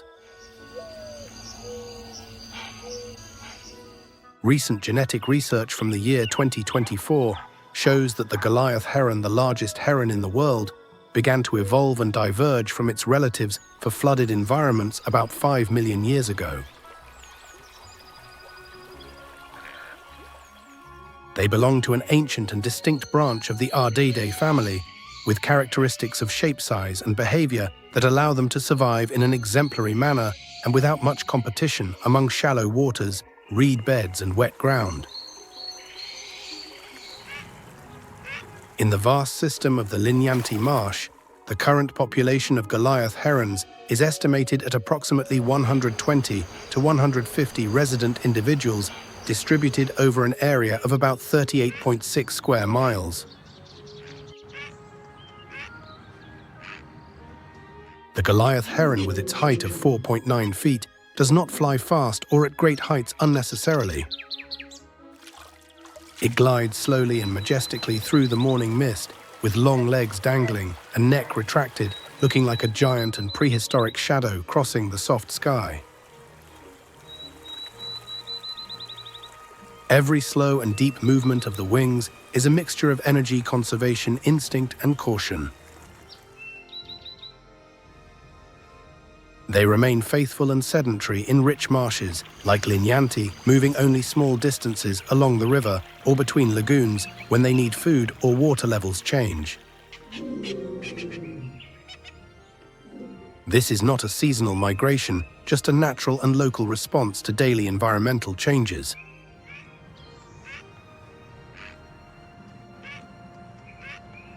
For them, hunting is an exercise in Zen patience and calculated strategy. They remain motionless like statues in deep water, sometimes for hours, carefully observing every ripple and shadow beneath the surface. Upon detecting a large and unsuspecting fish, the massive and sharp beak advances like a flash propelled by the long neck, cutting the water and harpooning the prey with impressive precision and force.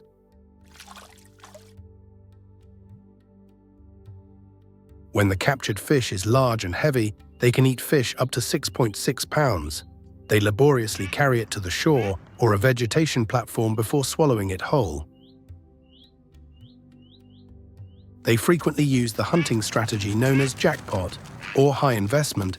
They preferentially attack only very large fish that justify the effort and waiting, ignoring small ones to avoid stirring the water unnecessarily and wasting energy, a refined and efficient method over time.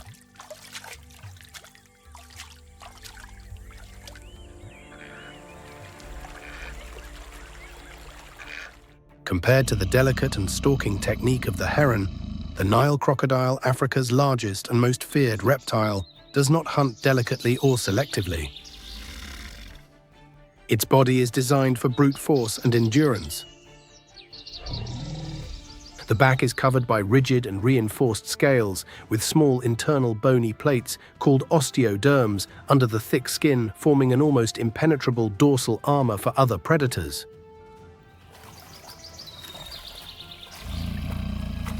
The enormous and powerful mouth houses 64 to 68 conical and sharp teeth, which are replaced throughout its life, used not for chewing or cutting, but for gripping with unbreakable force, piercing and pressing the food to drown or crush it.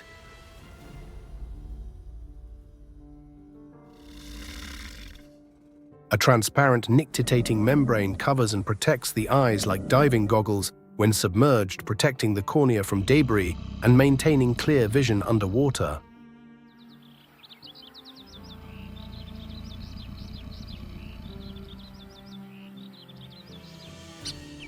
The long, muscular and laterally flattened tail is both its main propulsion engine in the water and a powerful defensive and offensive instrument when necessary.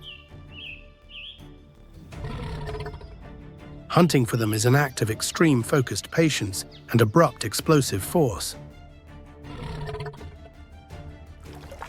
They remain hidden, almost invisible in the mud of the bank, or floating in shallow water, looking like logs motionless as a rock for hours or days. When the right moment arises and a prey approaches to drink, the sudden and violent impulse decides everything in a fraction of a second, without warning, and without possibility of repetition if they fail. The diet is opportunistic and varied fish, especially catfish and perch, waterfowl, frogs, reptiles and mammals of all sizes, from antelopes to zebras and buffalo, and even other predators like lions or cheetahs on unusual occasions of advantage.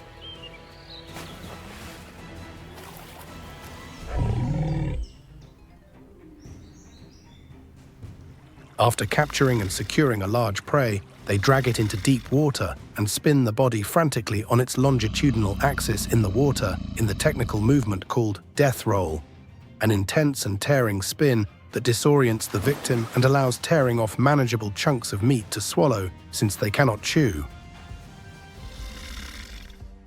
Reproduction is a vulnerable time.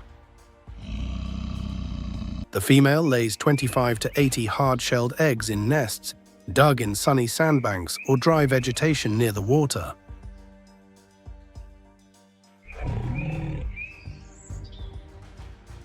The incubation temperature inside the nest defines the sex of the hatchlings. High temperatures produce males, low females. Incubation lasts 80 to 90 days with the natural heat of the sun and decomposition.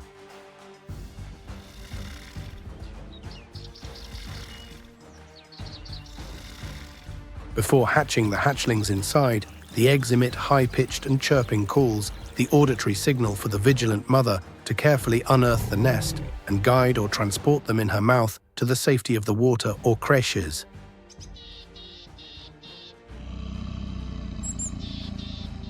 They continue to receive aggressive maternal protection against predators during the first months of life.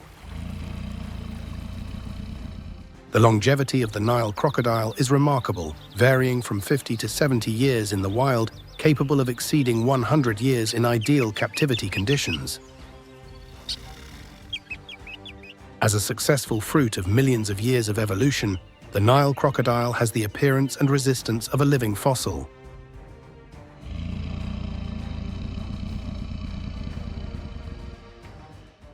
It regulates salt in its body through specialized glands on the tongue, tolerating brackish water and estuaries for short periods, although it prefers and mainly inhabits fresh water. At the absolute top of the aquatic food chain, it keeps prey and fish populations in balance, preserving the ecological order and health of the rivers. In many African cultures, it is both revered as a god or water spirit and feared as a man-eater.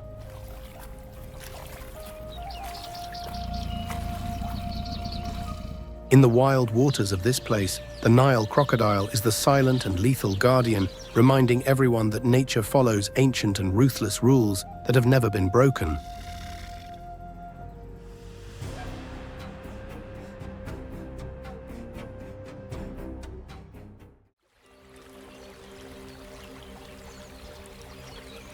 In the swamps and deep channels of Linyanti, the Nile crocodile and the hippopotamus share territorial waters in a tense silence and an armed truce. Each side respects the strength and danger of the other, a delicate and territorial balance, always on the verge of breaking, especially when young are involved.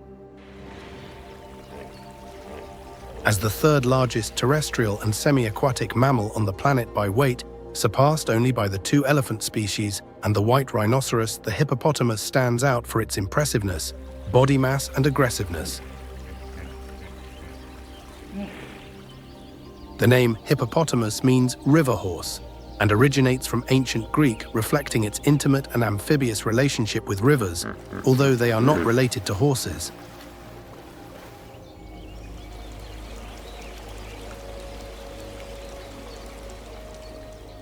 The thick, grayish to pinkish skin, almost hairless, is extremely sensitive to drying out and sunburn and needs to be constantly moistened and protected.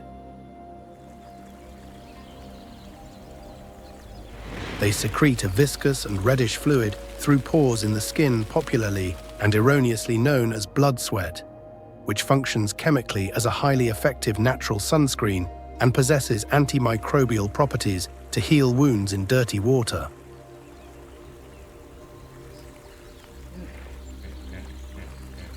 The eyes, small ears and closable nostrils are strategically located on the flat top of the head, allowing the animal to observe, hear and breathe discreetly, even when the rest of its massive body remains totally submerged and hidden.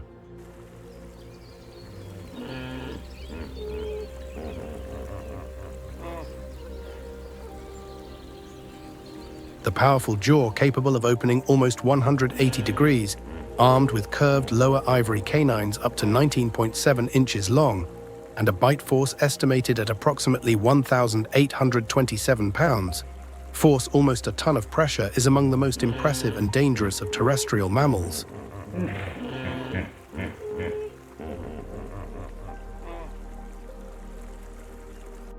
These robust and sharp teeth, which self-sharpen by rubbing against the upper ones, are formidable weapons that facilitate deadly territorial conflicts and, unfortunately, make the species a target of illegal hunting for ivory. Although they spend much of the day resting in the water to thermoregulate and support their weight, hippos do not actually swim by floating like other animals.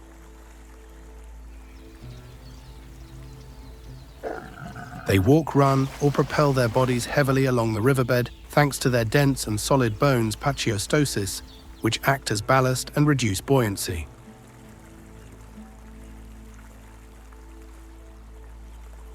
Small calves, however, usually float and swim better.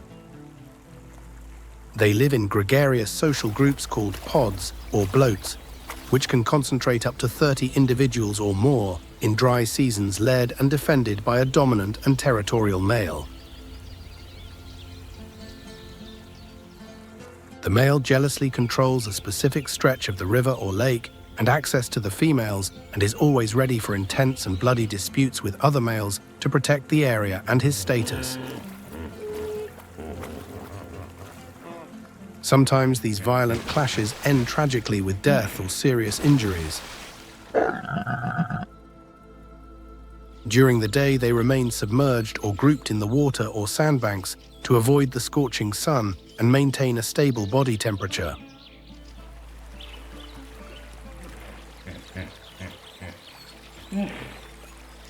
At dusk, they emerge and climb onto dry land, using habitual paths, hippo trails, to feed and graze solitarily, mainly on short grass and plants, consuming about 88 pounds of plant matter per night.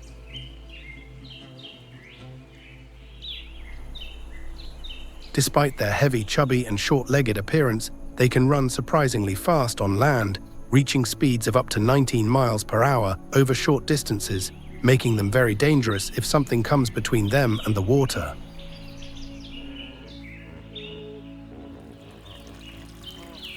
They communicate through a variety of vocalizations, from snorts and grunts to resonant and loud sounds that propagate both above and below the water, keeping the group together and announcing the territory.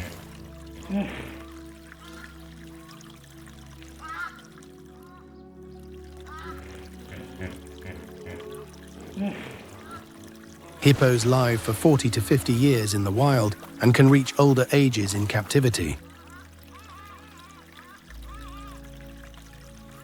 From an evolutionary and phylogenetic point of view, they are surprisingly the closest living relatives of cetaceans like whales and dolphins, confirmed by anatomical and molecular genetic evidence sharing a common semi-aquatic ancestor.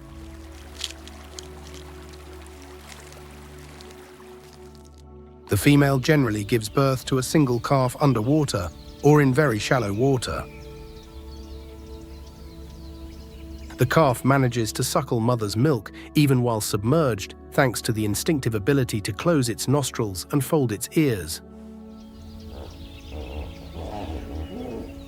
They need constant protection against crocodiles, lions, and aggressive adult males, and the mother reacts with firmness and extreme aggression to any threat to her little one.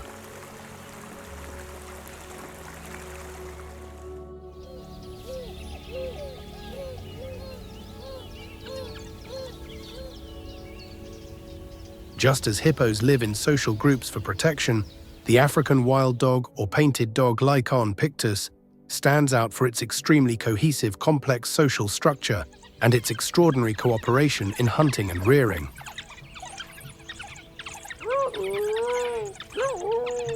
A dominant alpha pair, a male and a female, leads the entire group or pack, and generally only that pair reproduces and has puppies, inhibiting the reproduction of subordinates. They demonstrate an altruism and social care rare in the animal kingdom.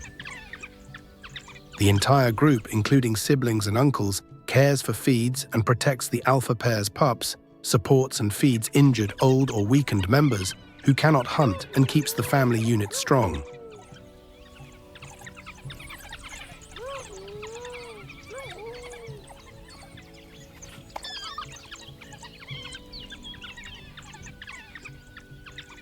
Communication sounds are varied and unique, gathering howls, high-pitched chirps of excitement before the hunt, and deep alarm vocalizations reaching and coordinating the group in both open savannas and denser forests.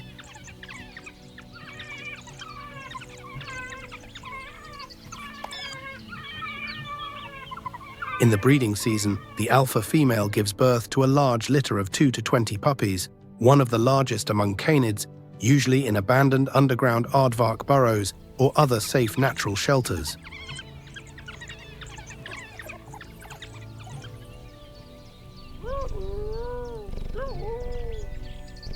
Despite receiving intense collective care and regurgitated food from the pack, infant mortality is high due to larger predators like lions and hyenas' diseases and lack of food.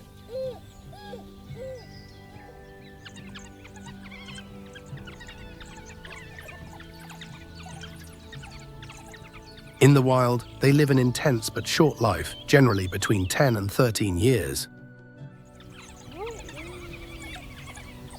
However, the future of the species is at critical risk. According to the update from the International Union for Conservation of Nature in the year 2024, the African wild dog is classified as endangered.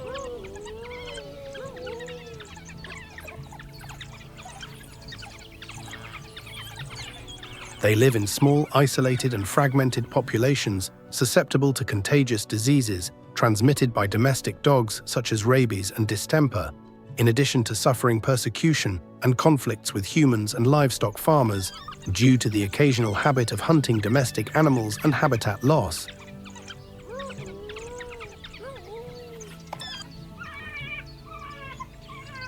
Various urgent conservation programs have been reinforced, creating ecological corridors to connect populations, vaccinating domestic dogs, and community education to reduce conflicts and change negative perception.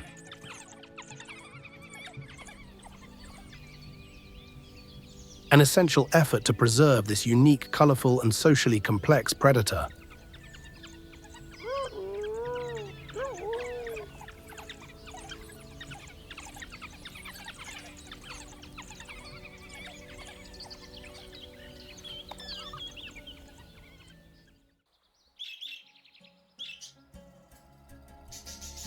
When the Linyanti Marsh transforms and is covered with a mantle of morning mist, the grey-crowned crane emerges like an exotic dancer in a silver and grey tunic, dancing softly and elegantly under the dim light of dawn.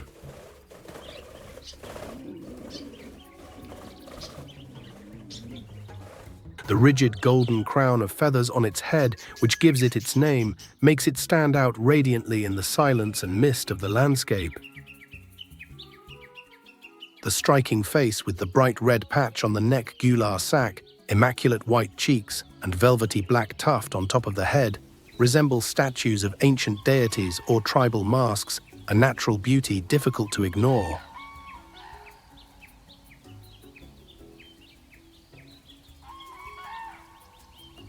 They are about 3.3 feet tall, with a wingspan reaching 6.6 feet, and long, thin, dark legs ideal for walking and wading through swamps and tall grasslands.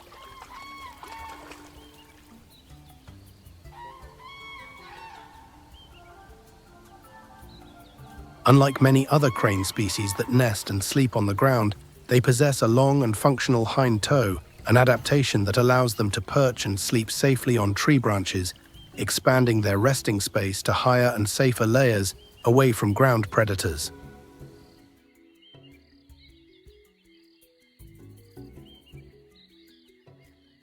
Active and visible during the day, grey-crowned cranes spend much of the time foraging in pairs or groups.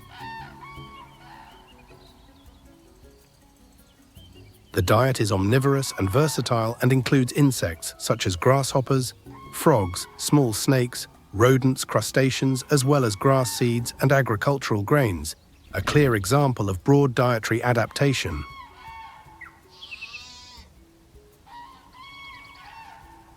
They are primarily resident and non-migratory birds, remaining in the breeding and feeding area throughout the year if conditions permit. They only move locally in flocks when water or food becomes seasonally scarce.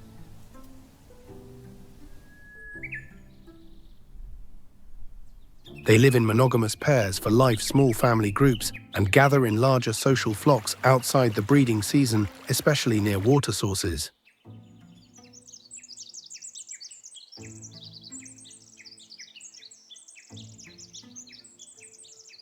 The courtship dance is a dazzling and rhythmic spectacle, synchronized jumps in the air, rhythmic wing beats, short runs, and elegant bows between the couple.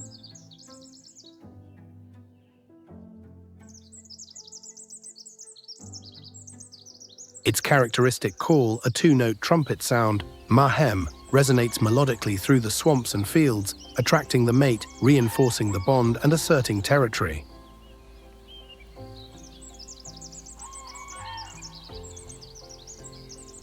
However, this iconic beauty is at increasing risk of disappearing.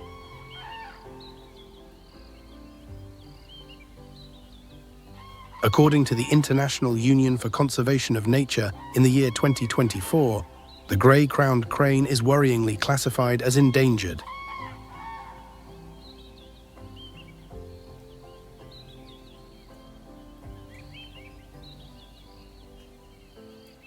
It is severely affected by the loss and degradation of flooded areas and wetlands due to agricultural advancement and drainage, the illegal trade of live birds and eggs, fatal collisions with power lines, and pollution from pesticides and agricultural products.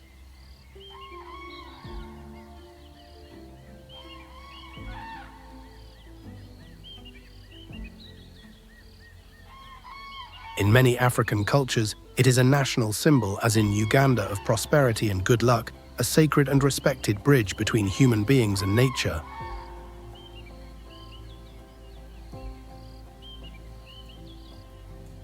Under the wide and changing skies of Linyanti, when its black and white wings rise in flight, it seems like a silent and beautiful petition to the Creator, a wish that an eternal and majestic beauty is not lost with time and human progress.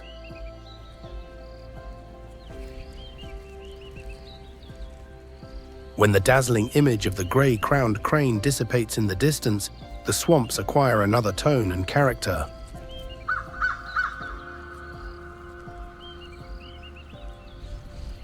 The African woolly-necked stork appears discreetly slender, with an elegant and solitary posture, with a white and fluffy neck, like a ribbon of silk or wool, hence its name, and a black plumaged body, with a soft shine and purple or greenish reflections.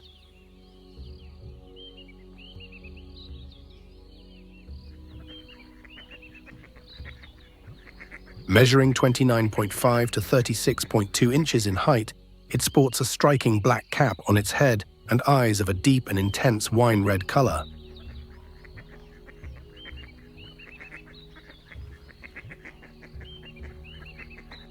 A chromatic combination that contrasts seductively and mysteriously with the pure and earthy colors of the surrounding nature.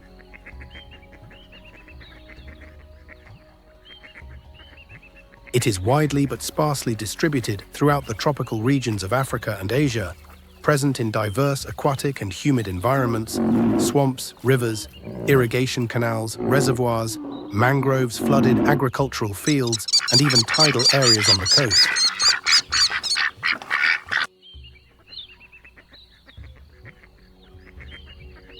In addition to surviving and thriving in wild and remote environments, it has also demonstrated adaptability by nesting in exotic trees in peri-urban and agricultural zones, and occasionally accepts food offered by people or searches in dumps, showing a certain tolerance to human presence.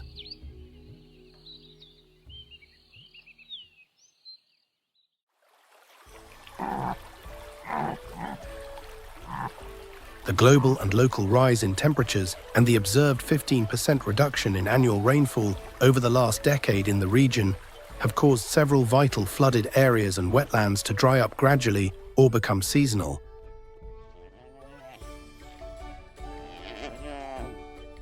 This forces water-dependent animals, such as elephants and buffaloes, to travel greater and more dangerous distances in search of water and pasture, expanding conflicts with human communities in bordering agricultural zones and increasing competition.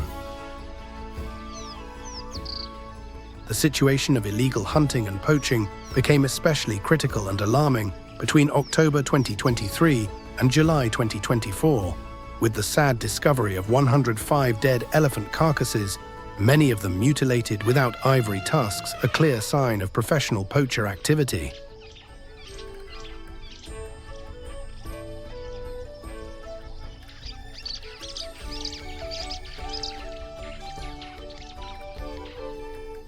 Organized armed groups have operated intensely in the remote border region of Linyanti, hindering and endangering the work of wildlife protection by rangers.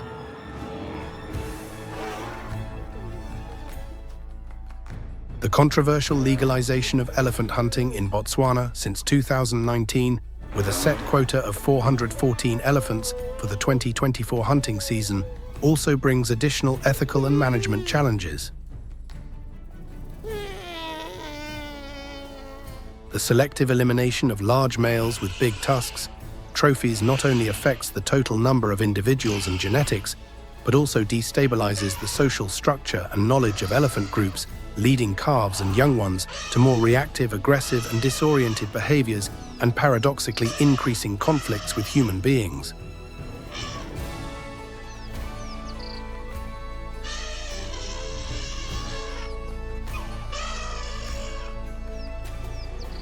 In the complex and challenging scenario of conservation, full of changes and threats, lights of hope and innovative solutions still emerge in Chobe and Botswana.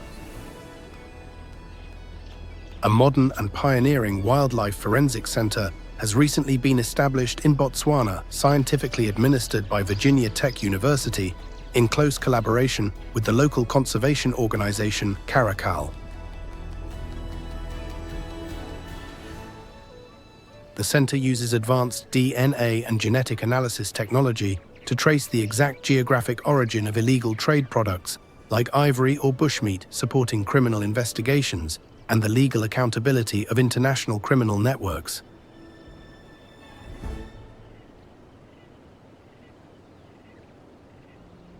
Additionally, professional rapid response teams and well-equipped rangers remain prepared and vigilant to protect the reserve and communities whenever an alert is issued or an intrusion is detected.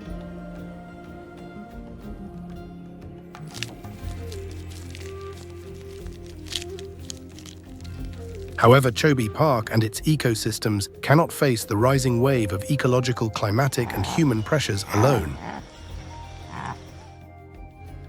The wildlife of this unique place demands more than one-off aid donations or short-term projects.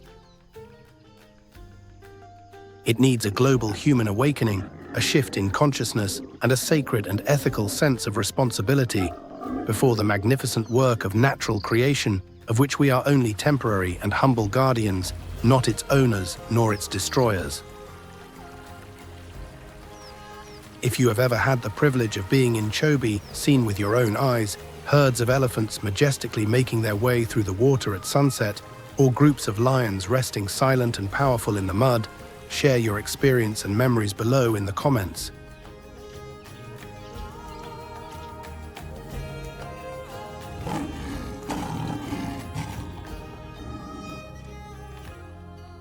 That personal and shared connection is the force that drives the spread of awareness and love for conservation for the future of irreplaceable wild regions and all precious forms of life that need to be preserved for generations to come.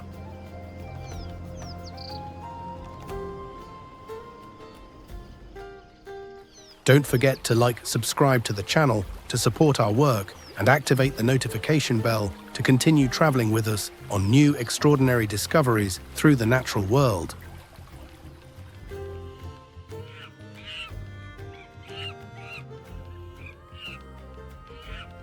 Or if you wish, you can continue following the dramatic and fascinating struggle for survival of other wild species in different regions of the planet in our documentaries Baboons and Chimpanzees, The Fierce Battle for the Jungle Throne, or Wild Zambia, Surviving in the Land of Relentless Predators.